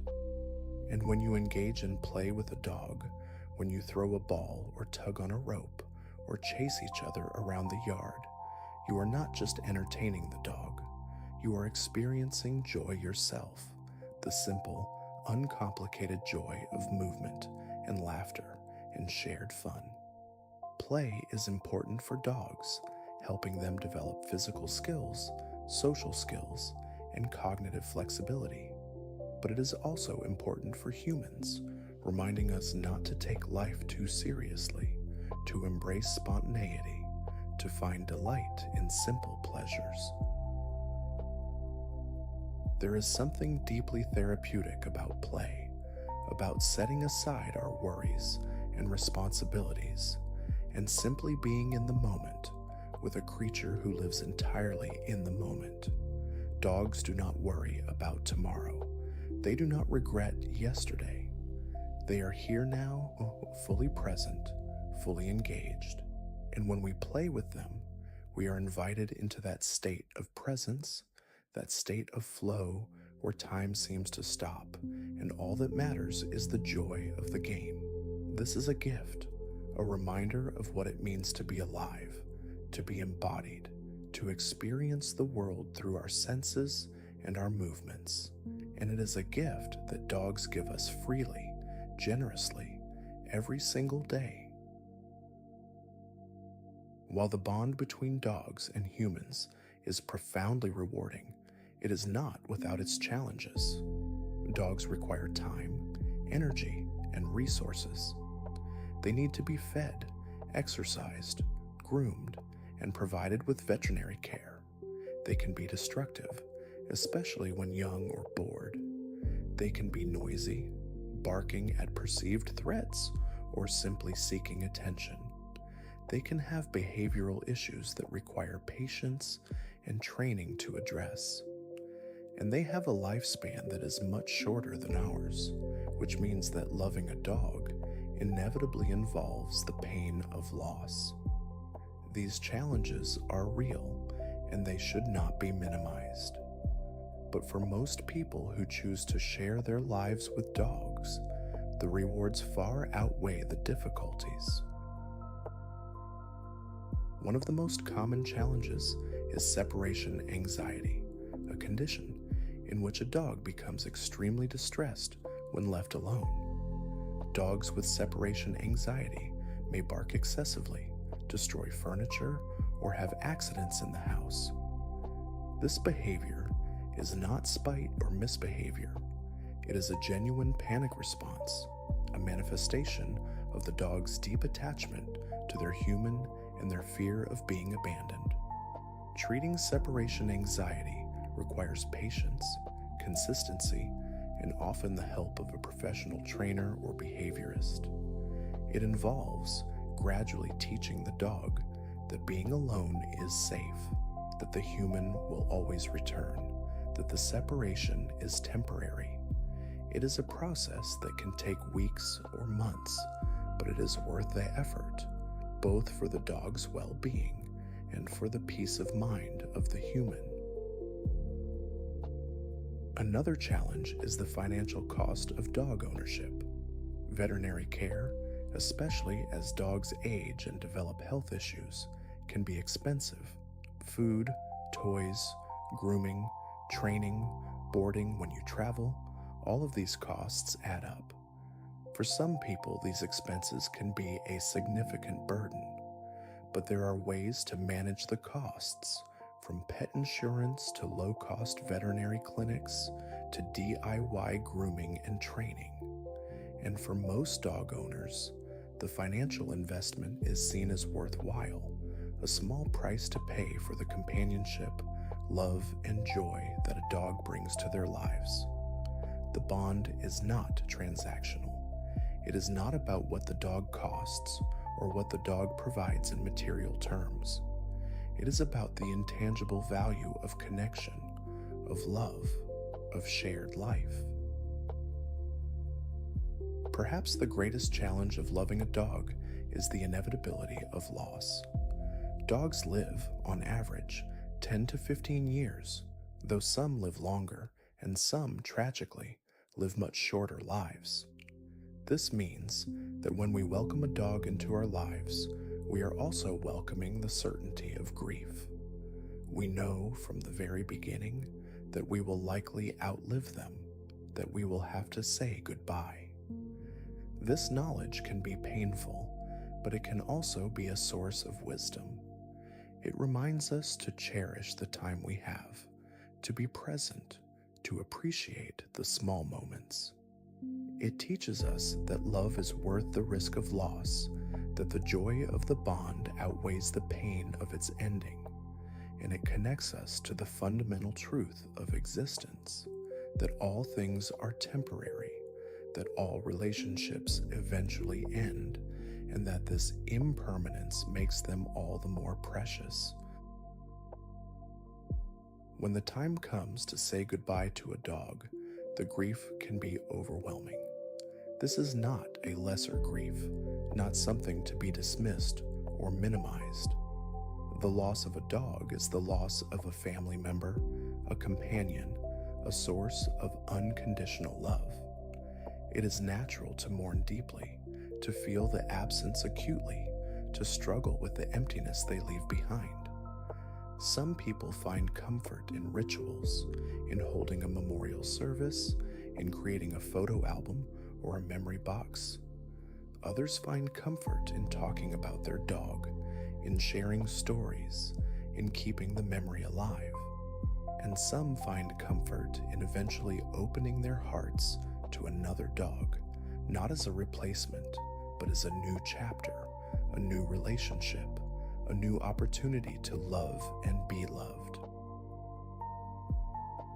The decision to euthanize a dog who is suffering is one of the most difficult decisions a person can make.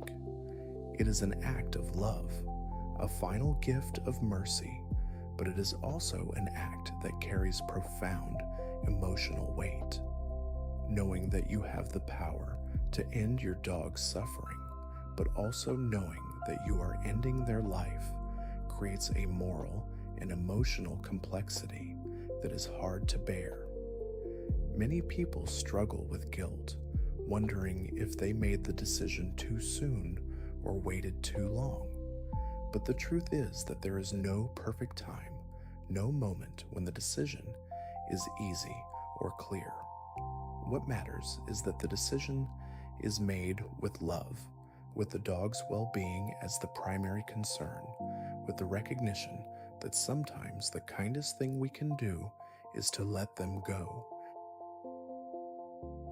After a dog passes, many people report feeling their presence, sensing them in the house, hearing the click of their nails on the floor, feeling the weight of their body on the bed. These experiences can be comforting or unsettling, depending on the person. Some interpret them as signs that the dog's spirit is still present, still watching over them. Others see them as the brain's way of processing loss, the persistence of patterns and expectations that have been built over years of shared life. Whatever the interpretation, these experiences are a testament to the depth of the bond, to how thoroughly the dog has become woven into the fabric of daily life. Their absence is not just an emotional void, it is a physical one, a disruption of routines and rhythms that have become second nature. Honoring the bond we shared with a dog who has passed is an important part of the grieving process. This can take many forms. Some people donate to animal shelters or rescue organizations in their dog's name. Others volunteer their time to help other dogs in need. Some create art or write stories or poems about their dog. Others plant a tree or a garden as a living memorial. These acts of honoring are not just about remembering the dog. They are about acknowledging the impact the dog had on our lives, the ways they changed us, the lessons they taught us. They are about transforming grief into something meaningful, something that extends the bond beyond the dog's physical presence. For many people, the love they feel for a dog who has passed does not end with the dog's death. It continues, transformed but still present, a part of who they are. The memories remain vivid, the lessons remain influential, the love remains real. This continuity of love is a beautiful thing, a testament to the enduring nature of the bond. It means that the dog's impact on our lives is not limited to the years they were physically present. It extends forward, shaping how we see the world, how we treat other animals, how we understand love and loyalty and loss. In this sense, the dogs we have loved never truly leave us. They become part of our story, part of our identity, part of the legacy we carry forward. After losing a dog, some people feel ready to welcome another dog into their lives relatively quickly. Others need more time to grieve, to heal, to feel ready to open their hearts again. There is no right or wrong timeline. Each person's journey through grief is unique. But when the time does come to consider another dog, it is important to remember that the new dog is not a replacement. They are their own individual with their own personality, their own quirks, their own way of being in the world. The bond you form with them will be different from the bond you had with the dog you lost. It will not be better or worse. It will simply be different, and in that difference, there is the opportunity for new joy, new discovery, new love. The heart has an infinite capacity for love. Loving a new dog does not diminish the love you feel for the one who is past. It honors it by continuing the tradition of opening your life to the companionship of dogs.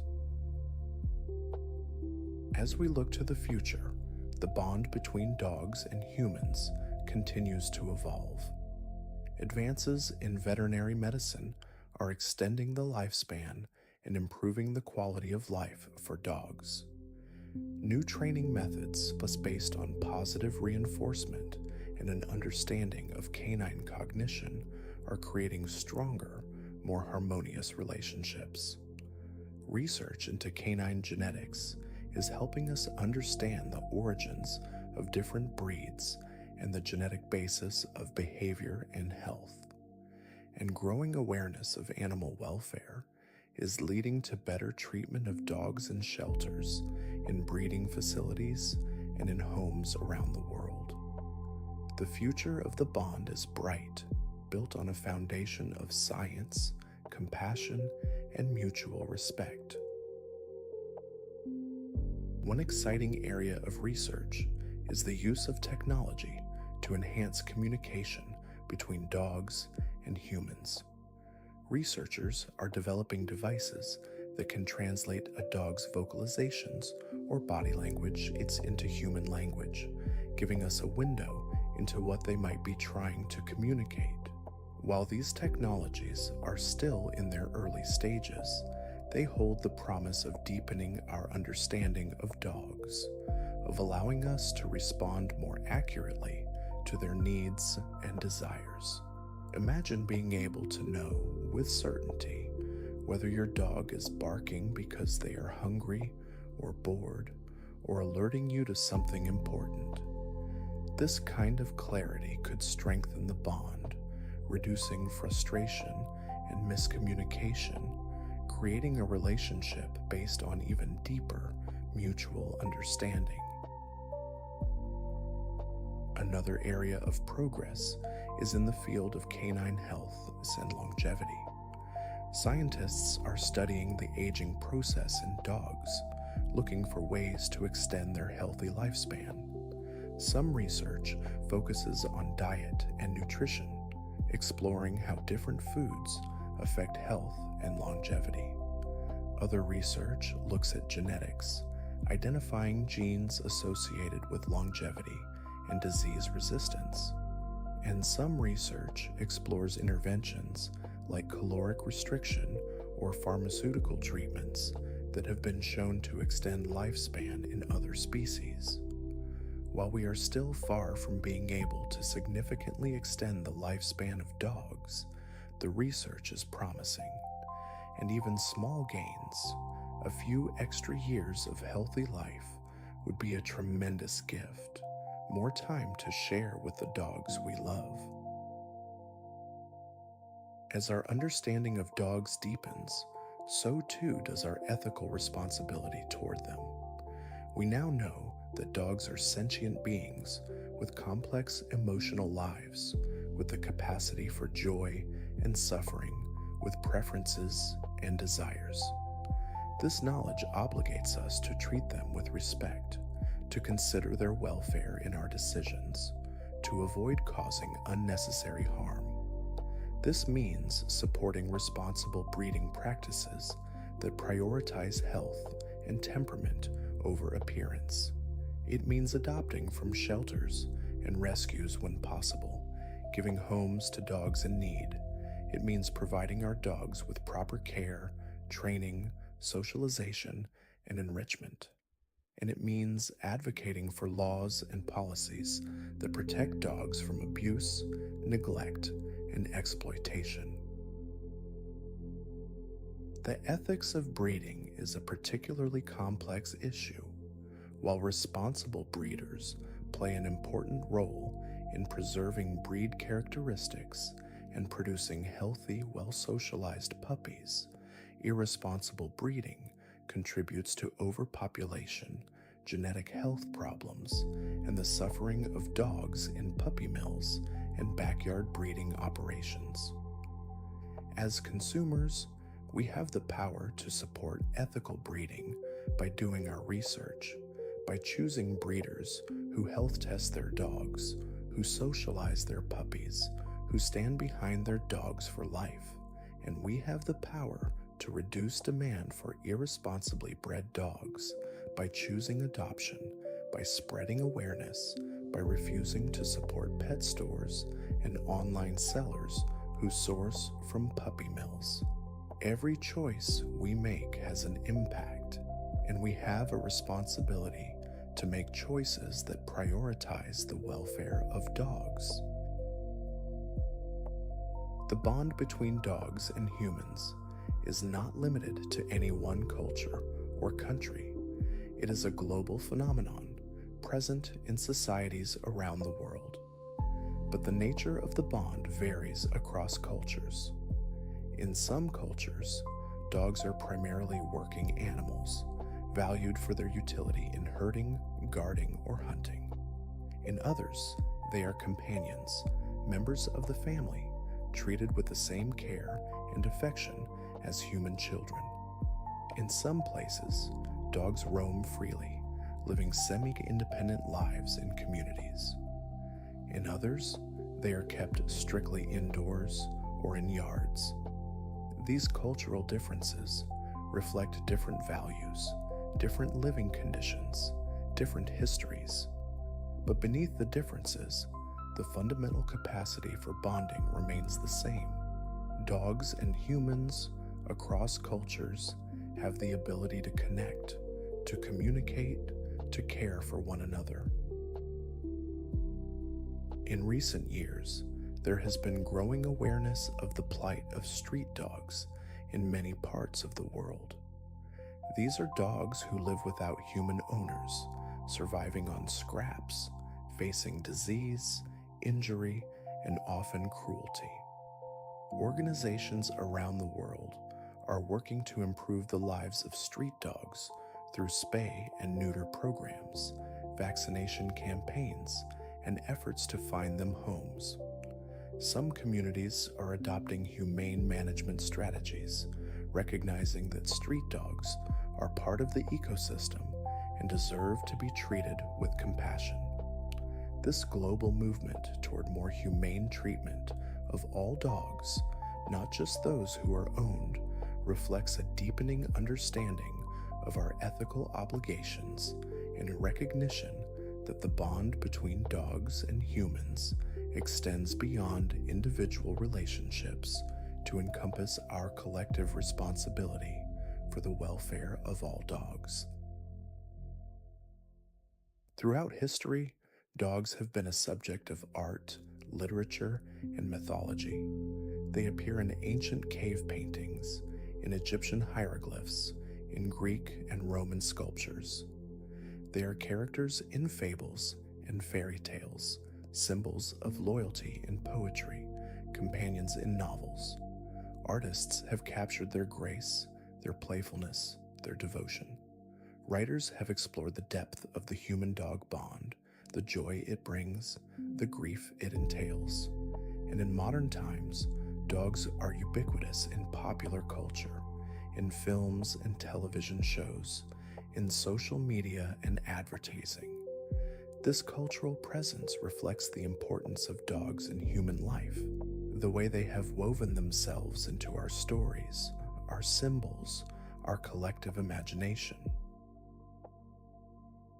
Perhaps you have a favorite book or movie about dogs, a story that moved you, that made you laugh or cry, that deepened your appreciation for the bond. These stories resonate because they tap into something universal, something that transcends individual experience.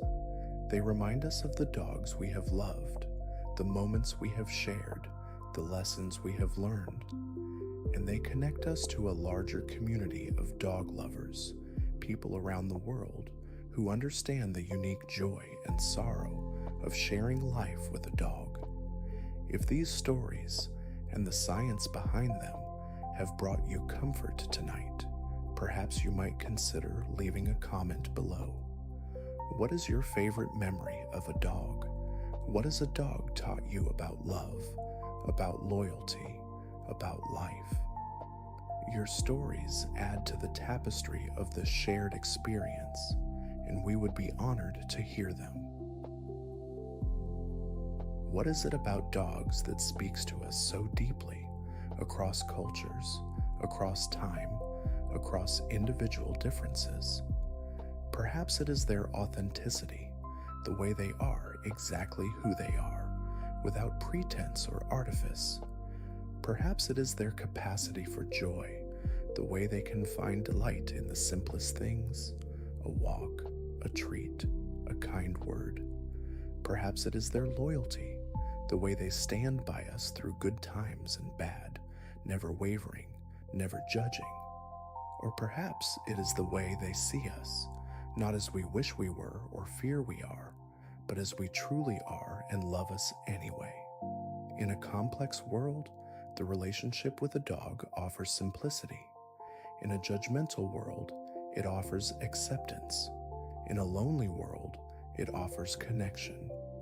And these are gifts that never lose their value, that never go out of style, that remain as precious today as they were thousands of years ago, when the first wolf chose to trust the first human. Let us return once more to the neuroscience of the bond, for there are deeper layers to explore, subtleties that reveal just how profound this connection truly is. We have discussed the caudate nucleus, the region of the brain that lights up when a dog smells their human's scent. But the caudate is not working in isolation. It is part of a larger network, a circuit that includes the prefrontal cortex, the amygdala, the hippocampus, and other structures. This network processes not just the sensory information, the scent itself, but also the emotional significance of that scent, the memories associated with it, the predictions about what will happen next. When a dog smells you, their entire brain is engaged in creating a rich, multidimensional experience of your presence.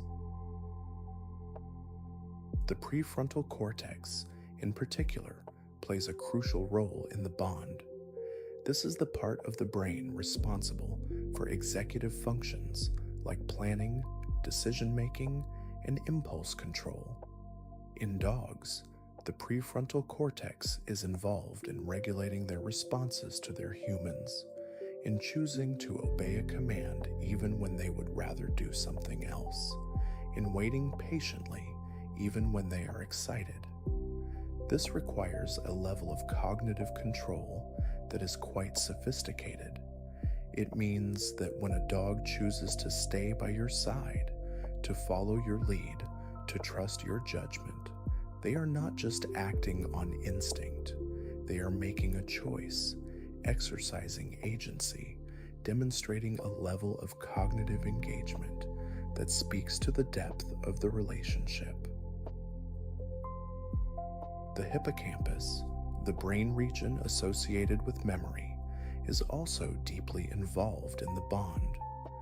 Dogs have excellent memory for people, places, and events that are emotionally significant. They remember the person who was kind to them, the place where they felt safe, the event that brought them joy or fear. And these memories shape their future behavior, their expectations, their emotional responses. When a dog who has been separated from their human for a long time is reunited with them, the hippocampus retrieves the stored memories of that person, flooding the dog's consciousness with recognition, with the emotional associations of past experiences. This is why reunions can be so intense, so joyful. The dog is not just seeing you in the present moment. They are experiencing the accumulated weight of all the moments you have shared. Beyond cortisol, the stress hormone, also plays a role in the bond, though in a different way. When a dog is separated from their human, cortisol levels rise, signaling stress and discomfort. But when the human returns, cortisol levels drop, and the dog experiences relief and calm. This pattern of stress and relief, repeated over time, reinforces the bond, teaching the dog that the human is a source of safety and comfort. Interestingly, the same pattern occurs in humans. When we are separated from our dogs, our cortisol levels can rise, and when we are reunited, they drop. This mutual regulation of stress, this ability to calm each other, is one of the most powerful aspects of the bond. We are not just companions. We are sources of physiological regulation for each other. Serotonin, a neurotransmitter associated with mood and well-being, is also influenced by the bond. Studies have shown that interacting with a dog can increase serotonin levels in humans, contributing to feelings of happiness and contentment. And while the research on serotonin in dogs is less extensive, there is reason to believe that the bond has a similar effect on them. The calm, contented state that a dog displays when resting beside their human, the soft sighs, the relaxed posture, these are signs of a nervous system at ease, of a brain bathed in the neurochemicals of well-being.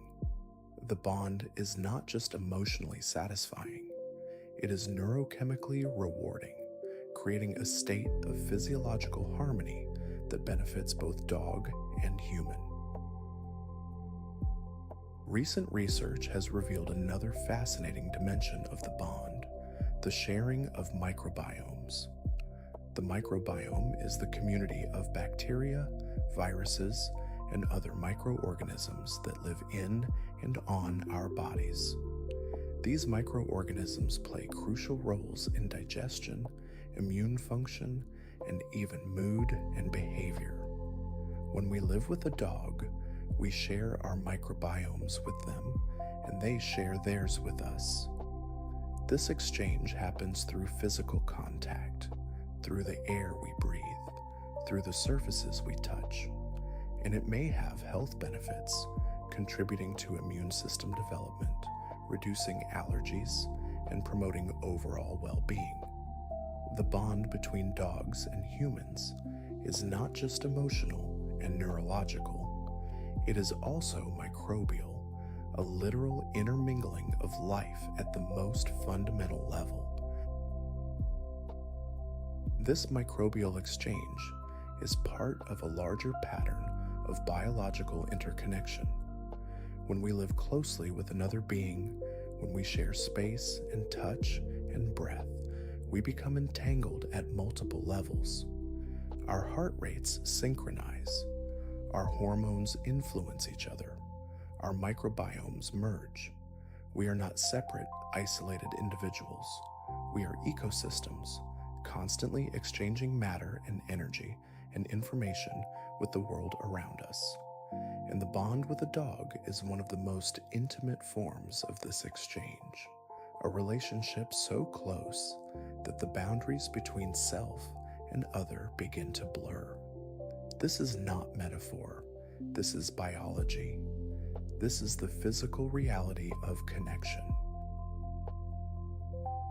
Epigenetics is the study of how experiences and environment can influence gene expression without changing the underlying DNA sequence. And there is emerging evidence that the bond between dogs and humans can have epigenetic effects. For example, dogs who experience chronic stress or trauma may show changes in gene expression that affect their behavior and health. But positive experiences, like a secure attachment to a loving human, can also influence gene expression, promoting resilience, reducing anxiety, and supporting overall well-being. This means that the bond is not just something that happens in the moment.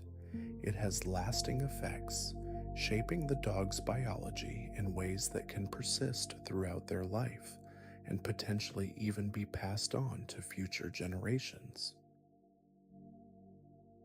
The same is likely true for humans.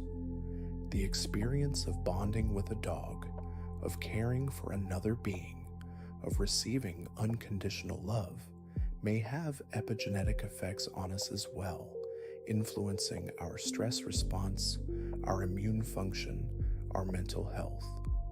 This is still an area of active research, and much remains to be discovered. But the possibility that the bond can literally change us at the genetic level, that it can make us healthier, more resilient, more capable of love, is both humbling and inspiring. It suggests that the relationship with a dog is not a luxury or a frivolity. It is a fundamental aspect of human well-being, a source of biological and psychological nourishment that we ignore at our peril. While we have explored the science of the bond in general terms, it is important to remember that each bond is unique, shaped by the specific individuals involved, by their personalities, their histories, their circumstances. The bond between a child and their first dog is different from the bond between an elderly person and their companion. The bond between a soldier and their military working dog is different from the bond between a person with a disability and their service dog. Each relationship has its own texture, its own rhythms, its own meaning, and each is worthy of respect, of recognition, of celebration. Consider the bond between a child and a dog. For many children, a dog is their first experience of unconditional love from a non-human source, their first lesson in responsibility, their first encounter with the cycle of life and death. A dog can be a confidant, a playmate, a source of comfort during difficult times. Children often tell their dogs secrets they would not share with anyone else, trusting in the dog's non-judgmental presence.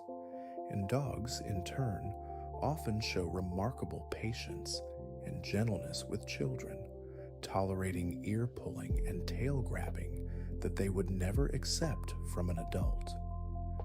This mutual tolerance and affection creates a bond that can shape the child's development, teaching them empathy, compassion, and the value of caring for another living being.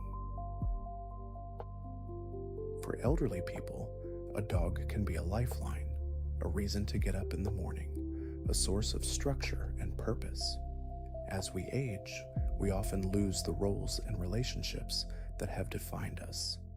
We retire from work, our children move away, our friends and partners pass on. A dog provides continuity, a relationship that remains constant even as other things change. The daily routine of caring for a dog, the walks, the feeding, the grooming, provides structure to the day. The companionship of a dog reduces loneliness and isolation, and the physical activity required to care for a dog promotes health and mobility. For many elderly people, their dog is not just a pet. They are a partner, a reason to keep going, a source of joy in the later years of life. The bond between a person with a disability and their service dog is particularly profound. This is a relationship built on mutual dependence, on trust that is literally life-sustaining.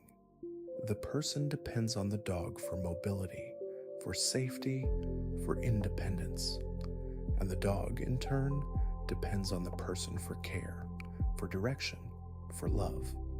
This interdependence creates a bond of extraordinary depth. Service dog handlers often describe their dogs as extensions of themselves, as partners without whom they could not navigate the world. And the dogs, trained from puppyhood for this role, seem to understand the importance of their work, displaying a level of focus and dedication that is awe-inspiring. This is not just a job for them. It is a calling, a purpose, a way of being in the world that is deeply meaningful. Military working dogs and their handlers form bonds under the most extreme circumstances, in war zones, in situations of constant danger and stress. These bonds are forged in adversity, tested by fire, strengthened by shared survival. Handlers often say that their dogs saved their lives, not just physically by detecting explosives or threats, but emotionally by providing companionship and purpose in the midst of chaos. And when these dogs retire from service, the bond often continues, with handlers fighting to adopt their former partners, to give them a peaceful retirement after years of service. The loyalty goes both ways. The dog served the handler, and the handler honors that service by ensuring the dog's well-being for the rest of their life. There is something particularly special about the bond between a person and a rescue dog, a dog who has been abandoned, neglected, or abused, and who has been given a second chance. These dogs often come with baggage, with fears and anxieties born of past trauma, but with patience, with consistency, with love, they can heal. And in the process of healing the dog, the person is often healed as well. Many people who adopt rescue dogs speak of the experience as transformative, of how the act of helping another being recover from trauma helped them recover from their own pain. The bond that forms is built on mutual rescue, on the recognition that both dog and human needed each other, that both were saved by the relationship. Rescue dogs often display a particular kind of gratitude, a deep appreciation for the safety and love they have found. They may be more attentive, more affectionate, more eager to please than dogs who have never known hardship. This is not universal, of course. Every dog is an individual. But many rescue dogs seem to understand, in some way, that they have been given a gift, and they respond with a loyalty and devotion that is deeply moving. And the people who adopt them often feel a sense of purpose and fulfillment that comes from knowing they have made a real difference in a life, that they have taken a being who was suffering and given them comfort, safety, and love. While our focus has been on the bond between dogs and humans, it is worth noting that dogs are capable of forming bonds with other species as well. Dogs who live with cats often develop close friendships, grooming each other, sleeping together, playing together. Dogs on farms may bond with horses, goats, or chickens, serving as protectors and companions. There are even documented cases of dogs forming bonds with wild animals, with deer, with ducks, with animals that would normally be seen as prey or as threats. These cross-species bonds are a testament to the dog's social flexibility, their capacity for connection that extends beyond their own kind, and they remind us that the capacity for love, for friendship, for loyalty is not limited by species boundaries. Dogs also form deep bonds with other dogs. In multi-dog households, dogs often develop strong attachments to each other, playing together, sleeping together, comforting each other. When one dog in a bonded pair passes away, the surviving dog may grieve deeply, showing many of the same signs of grief that they would show if they lost a human companion. This capacity for bonding with their own species is part of their evolutionary heritage as pack animals, but it also speaks to their general capacity for attachment, for forming relationships that are meaningful and enduring. Dogs are social beings, and they thrive in the presence of others, whether those others are human or canine. Interestingly, the bond between dogs can sometimes be as complex as the bond between dogs and humans. Dogs have hierarchies, preferences, friendships, and rivalries. They communicate with each other through a sophisticated system of body language, vocalizations, and scent signals. They play together, cooperate in tasks, and sometimes compete for resources or status. Observing dogs interacting with each other can teach us a great deal about their social intelligence, their emotional lives, their capacity for both cooperation and conflict. And it reminds us that while the bond with humans is special, it is not the only meaningful relationship in a dog's life. Dogs are social creatures with rich inner worlds and complex social networks.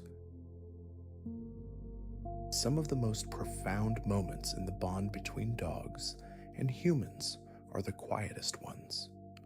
Not the dramatic rescues or the joyful reunions, but the simple, everyday moments of companionship. The dog lying at your feet while you work, asking for nothing, simply being present. The soft weight of their head on your lap as you read or watch television. The gentle rhythm of their breathing as they sleep beside you. These moments may seem unremarkable, but they are the foundation of the bond. They are the accumulation of presence, the steady building of trust and affection through countless small interactions. And they are often the moments we remember most clearly, the ones that bring us comfort when the dog is no longer with us. There is a particular quality to the silence shared with a dog. It is not an empty silence, not an absence of connection. It is a full silence, rich with mutual awareness, with the comfort of knowing that you are not alone. You do not need to speak. You do not need to do anything. You can simply be, and the dog can simply be, and that is enough. This kind of companionship is rare in human relationships, where silence can feel awkward or uncomfortable, where we feel pressure to fill the space with words. But with a dog, silence is natural, easy, restful. It is a form of communication in itself, a way of saying, I am here, you are here, and that is all that matters. Those quiet moments are also moments of mutual regulation, of nervous systems finding equilibrium together. When you are stressed or anxious, the calm presence of a dog can help bring you back to center. Their steady breathing, their relaxed posture, their peaceful energy, all of these serve as cues to your own nervous system that it is safe to relax, safe to let go of tension. And the reverse is also true. When a dog is anxious or unsettled, your calm presence can help soothe them, can signal that there is no danger, that all is well. This mutual regulation happens without conscious effort, without words or commands. It is a biological process, a synchronization of states that occurs naturally when two beings are bonded and attuned to each other. For many people, the day begins with a dog, the soft nudge of a nose, the gentle paw on the bed, the quiet whine that says it is time to wake up.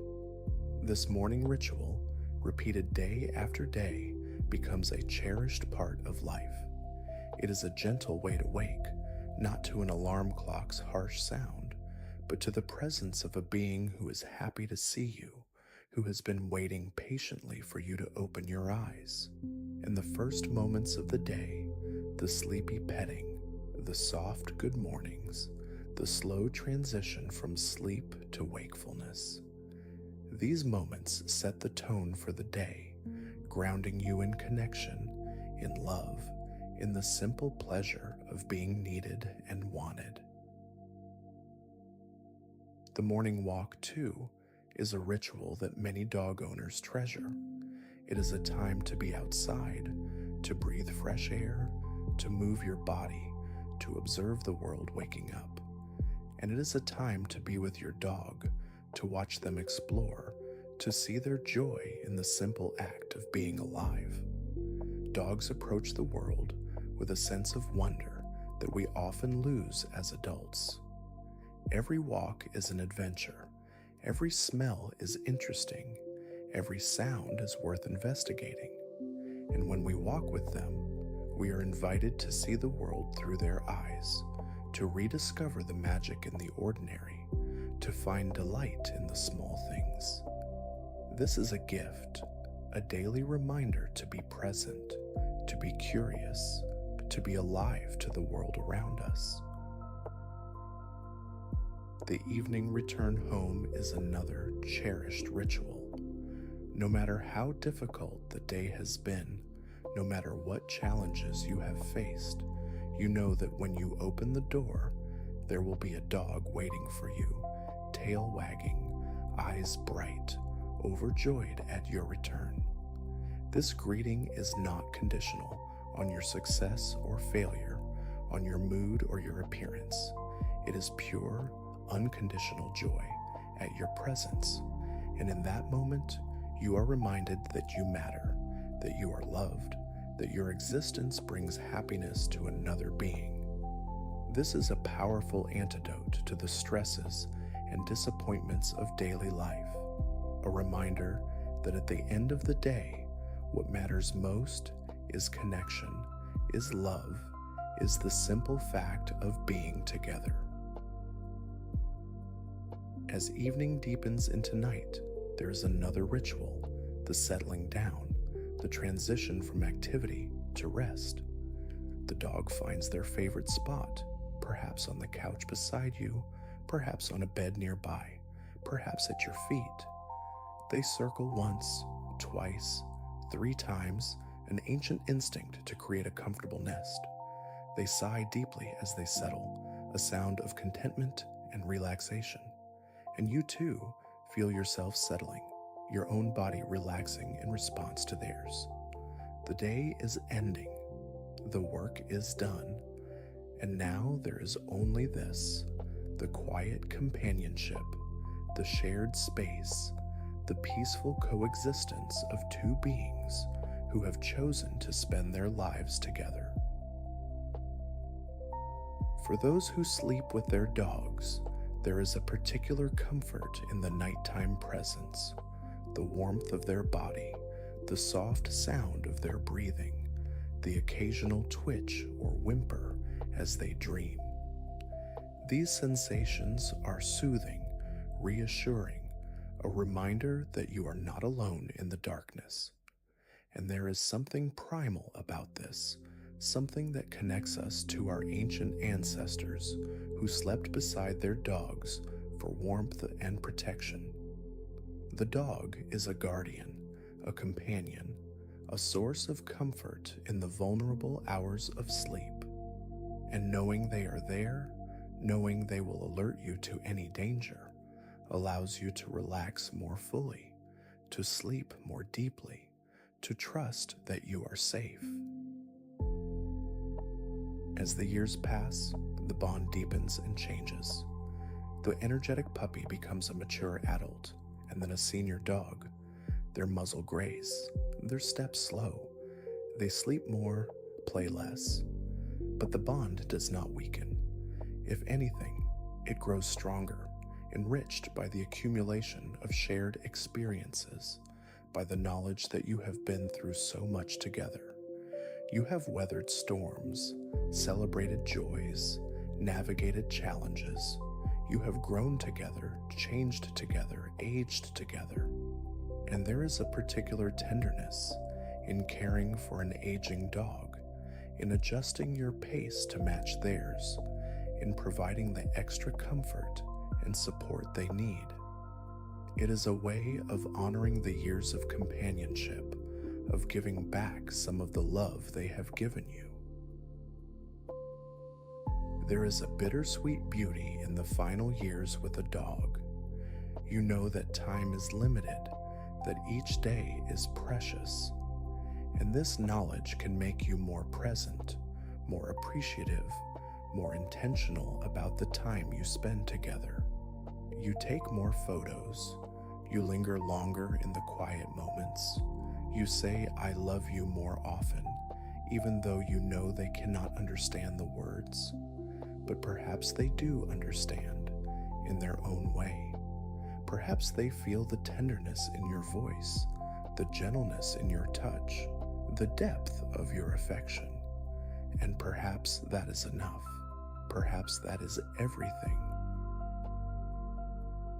We have used the phrase unconditional love many times in this journey, but what does it truly mean? In human relationships, love is often conditional, based on reciprocity, on shared values, on mutual benefit. We love those who love us back, who treat us well, who meet our needs. But a dog's love is different. It does not depend on what you give them, on how successful you are, on whether you are having a good day or a bad day. They love you when you are kind and when you are irritable. They love you when you are healthy and when you are sick. They love you when you have time for them and when you are too busy. Their love is constant, unwavering, unconditional. And experiencing this kind of love, even from a non-human source, can be transformative.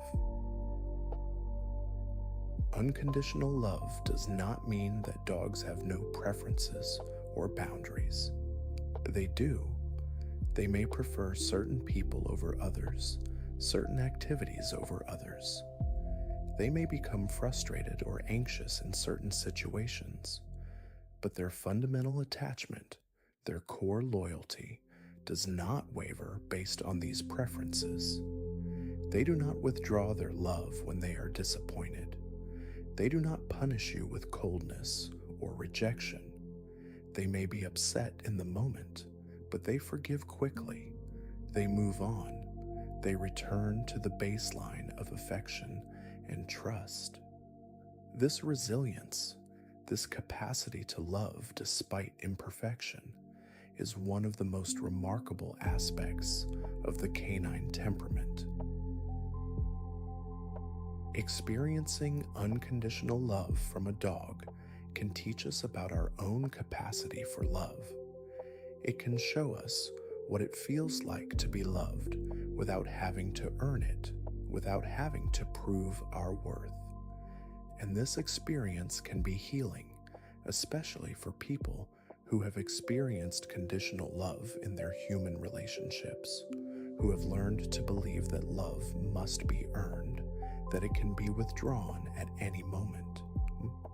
A dog's love is a counterexample, a living proof that love can be freely given, that it can be stable and enduring, that it does not have to be contingent on performance or perfection.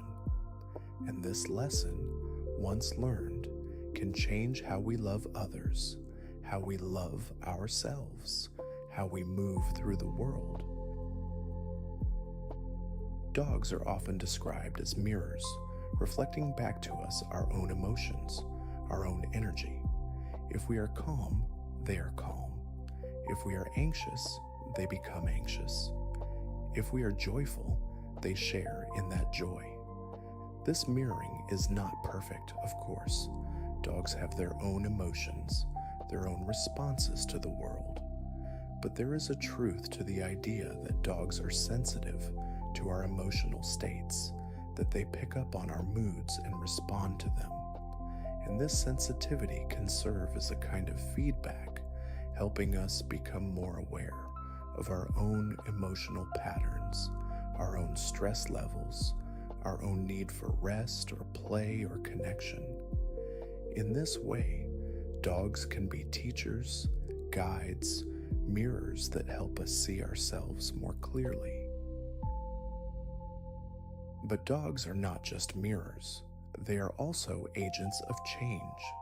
Their presence can shift our emotional state, can pull us out of rumination or anxiety, can invite us into playfulness or calm. When you are stuck in your head, worrying about the future or regretting the past, a dog can bring you back to the present moment with a nudge, a bark, a request to play. They are masters of presence, and they invite us to join them in that state. This is not a passive mirroring. It is an active intervention, a gentle but insistent reminder that there is more to life than our thoughts, that the world is here, now, waiting to be experienced. Dogs also give us perspective when we are overwhelmed by the complexities of human life, by work stress, relationship drama, financial worries. A dog reminds us of what is truly important. They do not care about your job title or your bank account. They care about whether you will take them for a walk, whether you will play with them, whether you will sit with them and share a quiet moment. Their priorities are simple: food, safety, companionship, play. And while we cannot live as simply as dogs do, we can learn from their priorities, can use them as a touchstone to remind ourselves of what truly matters. At the end of life, no one wishes they had worked more hours or accumulated more possessions. They wish they had spent more time with those they loved, had been more present, had appreciated the simple joys. Dogs know this instinctively. Presence is perhaps the greatest gift that dogs offer us. They are always in the now, always engaged with what is happening in this moment. They do not multitask. They do not check their phones. They do not worry about tomorrow's meeting or yesterday's argument. They are here fully, completely, attending to the sights and sounds and smells of the present moment. And when we are with them, when we truly pay attention to them, we are invited into that same state of presence. We notice the warmth of the sun, the softness of their fur, the rhythm of our own breathing. We step out of the stream of thoughts and into the stream of experience, and in that stepping out, we find peace. This practice of presence is not always easy. Our minds are trained to wander, to plan, to worry, to analyze. But dogs are patient teachers.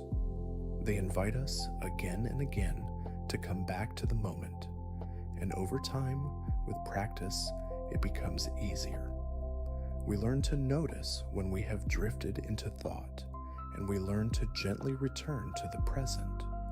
We learn to appreciate the small moments, the ordinary experiences that make up the bulk of our lives. We learn that happiness is not something to be pursued in the future, but something to be found here, now, in the simple act of being alive, of being with those we love. This is the wisdom of dogs, and it is a wisdom that can transform our lives if we are willing to receive it. As we near the end of this journey, it is worth pausing to feel gratitude for the bond between dogs and humans. Gratitude for the thousands of years of co-evolution that have made this bond possible. Gratitude for the individual dogs who have shared our lives, who have loved us, who have taught us. Gratitude for the scientists and researchers who have helped us understand the biological basis of the bond. Gratitude for the trainers, veterinarians, shelter workers, and rescue volunteers who dedicate their lives to the welfare of dogs. And gratitude for the simple, everyday miracle of connection, of love that crosses the boundary of species, of two different kinds of beings finding common ground, finding joy, finding home in each other. If you have been moved by these stories, if the science of love and loyalty has touched your heart, we would be grateful if you would share your own experiences. Leave a comment below telling us about a dog who has changed your life, a moment of connection that you treasure, a lesson that a dog has taught you. Your stories matter. They add to the collective understanding of this remarkable bond. They remind us that we are not alone in our love for dogs, that this is a shared experience, a common thread that connects millions of people around the world. And if you have found value in this exploration, a gentle like and subscribe helps us continue creating these peaceful journeys into the science and stories of the natural world. Let us return one final time to the 5 dogs whose stories have guided our journey. Hachiko, waiting at the station, his patience a testament to the power of routine, of memory, of hope that persists even in the face of loss. His story teaches us about the temporal dimension of love, about how dogs experience time through scent and rhythm, about how the bond can endure even when the beloved is gone. Hachiko's vigil was not futile, it was meaningful. It was a daily affirmation of love, a ritual that gave structure and purpose to his life. And in that ritual, the bond remained alive, unbroken by death, sustained by memory and devotion. Togo, leading his team through the blizzard, his heart beating in rhythm with sepalas, his courage fueled by trust and oxytocin and the deep biological bond that connected them. His story teaches us about the physiological dimension of love, about how the bond is not just emotional, but physical, written into the nervous system, expressed through synchronized heartbeats and shared stress responses. Togo and Sepala were not just musher and dog. They were a single unit, each attuned to the other, each trusting the other completely. And that trust, that synchronization, was what allowed them to survive the impossible, to deliver the serum, to save lives. Bobbie, walking across a continent, guided by magnetic fields and olfactory maps, and an unshakable drive to return home. His story teaches us about the navigational dimension of love, about how the bond creates a kind of homing instinct, a pull toward the pack that overrides all other considerations. Bobbie's journey was not random wandering. It was purposeful, directed, driven by the biological imperative to reunite with his family. And when he finally arrived home, when he saw his people again, the reward was not just emotional, it was neurochemical, a flood of dopamine and oxytocin that signaled to his brain that he had succeeded, that he was safe, that he was home. Barry, venturing into the snow to warm the frozen, his empathy and altruism, a testament to the compassionate dimension of love. His story teaches us that dogs are not just capable of bonding with their own humans, but of extending care and concern to strangers, to those in need. Barry's rescues were acts of genuine compassion, driven by the same neural circuits that allow us to feel empathy, to respond to the suffering of others. And in those acts of rescue, in the warmth of his body and the gentleness of his presence, Barry embodied the best of what the bond between dogs and humans can be. A source of comfort, of healing, of hope in the darkest moments. And Bobbie, maintaining his vigil at the grave for 14 years, his grief a testament to the enduring dimension of love. His story teaches us that dogs do grieve, that they feel the absence of those they love, that the bond does not end with death. Bobbie's caudate nucleus, the reward center of his brain, had been shaped by years of association with John Gray.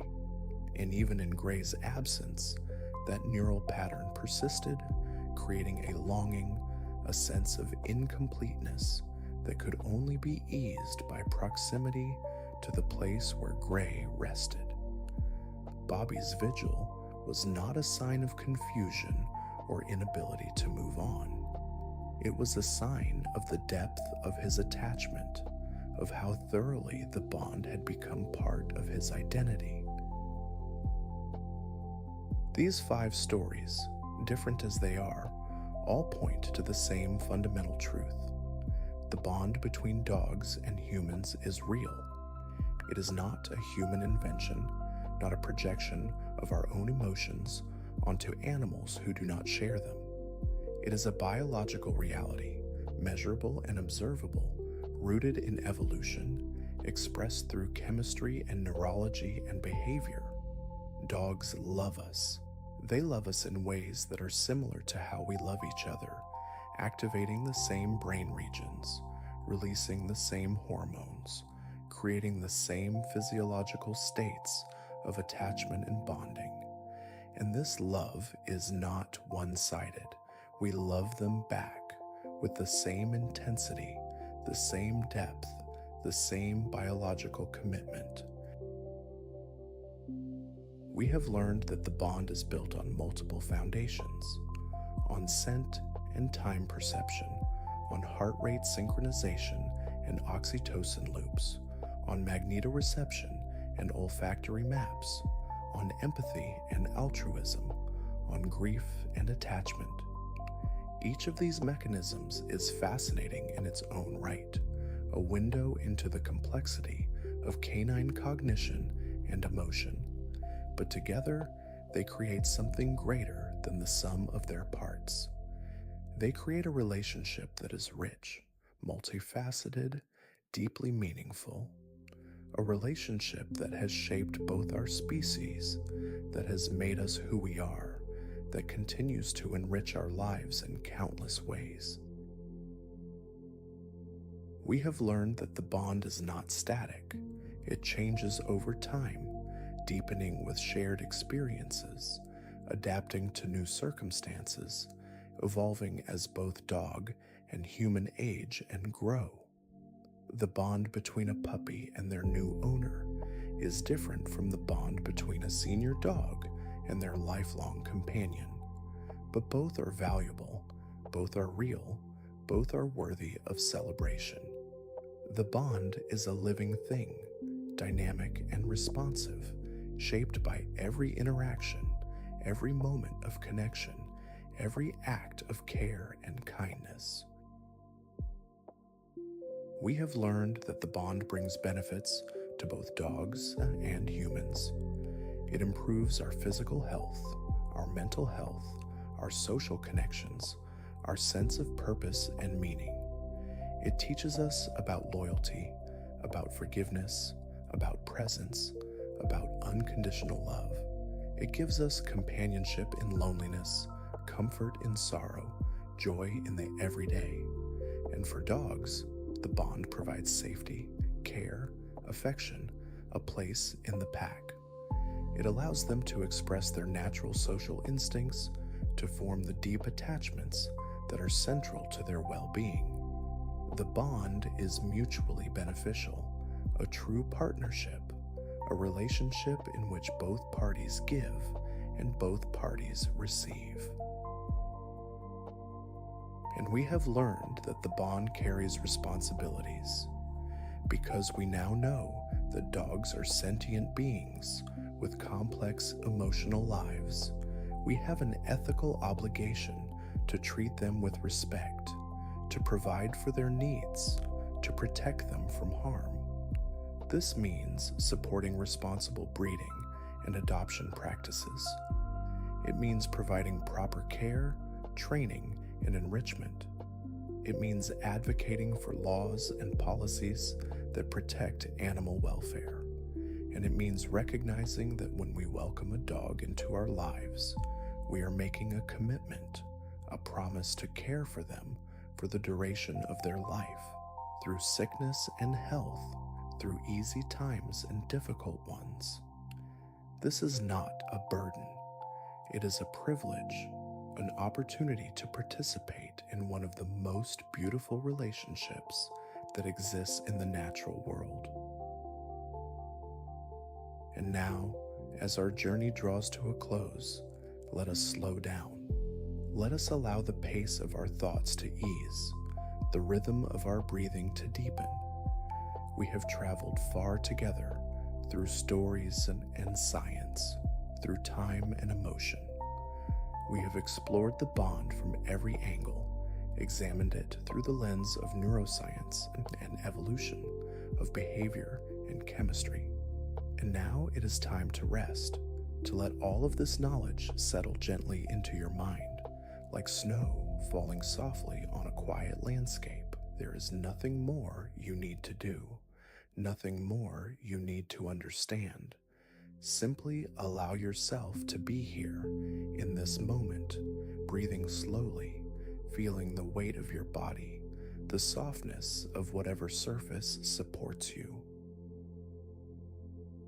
Imagine, if you will, a dog sleeping peacefully. Their breathing is slow and regular, their body completely relaxed. There is no tension in their muscles, no worry in their mind. They are simply resting, trusting that they are safe, that all is well. And you too can rest in that same trust. You are safe, you are cared for, you can let go of the day, let go of your thoughts, let go of everything except this gentle drift toward sleep. The bond we have explored tonight is a bond of safety, of comfort, of unconditional acceptance. And in that bond, there is permission to rest, to be vulnerable, to surrender to sleep. Let your breathing become even slower now, in through your nose, filling your lungs gently, and out through your mouth, releasing any remaining tension. With each breath, you sink a little deeper into relaxation, a little closer to sleep. Your body knows how to do this. It has done it thousands of times before. You do not need to try. Do not need to force anything. Simply allow the natural process of sleep to unfold, trusting your body's wisdom, trusting the gentle pull of rest. And as you drift, you might think of the dogs we have met tonight: Hachiko, Togo, Bobbie, Barry, Bobbie. Each one a testament to love, to loyalty, to the beauty of connection. Their stories are stories of devotion, yes, but they are also stories of peace. Hachiko, in his waiting, found a kind of peace, a purpose that gave meaning to his days. Togo, in his partnership with Sepala, found peace and trust in working together toward a common goal. Bobbie, in his journey home, found peace in reunion in the completion of his quest. Barry, in his rescues, found peace in service in the act of helping others. And Bobbie, in his vigil, found peace in proximity to the one he loved, in the ritual of remembrance. Each of them, in their own way, found peace. And you too can find peace now, in this moment, in this gentle letting go. The bond between dogs and humans is, at its core, a bond of love. And love, as we have seen, is not just an emotion. It is a biological process, a neurochemical reality, a force that shapes behavior and physiology, that creates connection and meaning. Love is oxytocin flowing between two beings. Love is hearts beating in synchrony. Love is the caudate nucleus lighting up at the scent of the beloved. Love is the willingness to wait, to search, to rescue, to grieve. Love is real. Love is measurable. Love is the purest thing on earth. And tonight, as you drift towards sleep, you can rest in the knowledge of that love, in the warmth of that truth. Perhaps you have a dog in your life right now. Perhaps they are sleeping nearby, their gentle breathing a soft counterpoint to your own. Or perhaps you are remembering a dog from your past, a companion who is no longer with you, but who lives on in your memory, in your heart. Wherever you are in your journey with dogs, know that the bond is real, that the love is real, that the connection matters. It matters to the dog, and it matters to you. It shapes who you are, how you see the world, how you experience love and loss and joy. And that is a beautiful thing, a gift, a blessing. As you continue to relax, to sink deeper into the softness of sleep, let yourself feel gratitude. Gratitude for the dogs who have loved you. Gratitude for the moments of connection, the quiet companionship, the joyful play, the comforting presence. Gratitude for the lessons they have taught you about loyalty, about forgiveness, about living in the present moment. Gratitude for the science that helps us understand the bond, that reveals the beauty and complexity of this relationship. Gratitude for this moment right now, this peaceful transition from wakefulness to sleep, this gentle letting go. Breathe in gratitude, breathe out peace, and let yourself drift.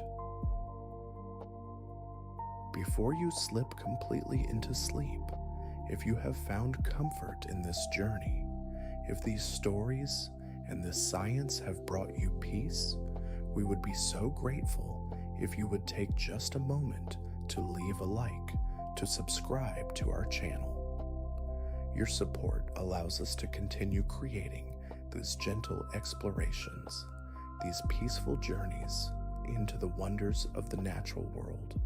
And if you feel moved, leave a comment sharing your own story, your own experience of the bond with a dog. We read every comment, and your stories inspire us, remind us why this work matters. But there is no pressure, no urgency, only a soft invitation, a gentle request. And now, let yourself rest, let yourself sleep. You have earned it. Your breathing is so slow now, so deep and regular. Your body is heavy, relaxed, sinking into the surface beneath you. Your mind is quiet, thoughts drifting like clouds across a vast, peaceful sky. There is nothing you need to do, nowhere you need to be. You are exactly where you should be, in this moment, in this state of perfect rest. And as you drift deeper, you might begin to dream. Dreams of running through fields with a dog by your side. Dreams of quiet moments of companionship. Dreams of love that is pure and unconditional and eternal. Let the dreams come. Let them carry you into the deep, restorative sleep that your body and mind need. Sleep now. Sleep deeply. Sleep peacefully. Know that you are safe, that you are loved, that you are connected to something larger than yourself. The bond between dogs and humans is a thread in the great tapestry of life, a connection that spans thousands of years, that touches millions of lives, that reminds us of our capacity for love, for loyalty, for devotion. And you are part of that tapestry, part of that story. Rest in that knowledge, rest in that warmth, rest in the gentle embrace of sleep. Good night, sweet dreams, and may you wake refreshed, renewed, and ready to greet the day with the same joy and presence that a dog brings to every moment of their life.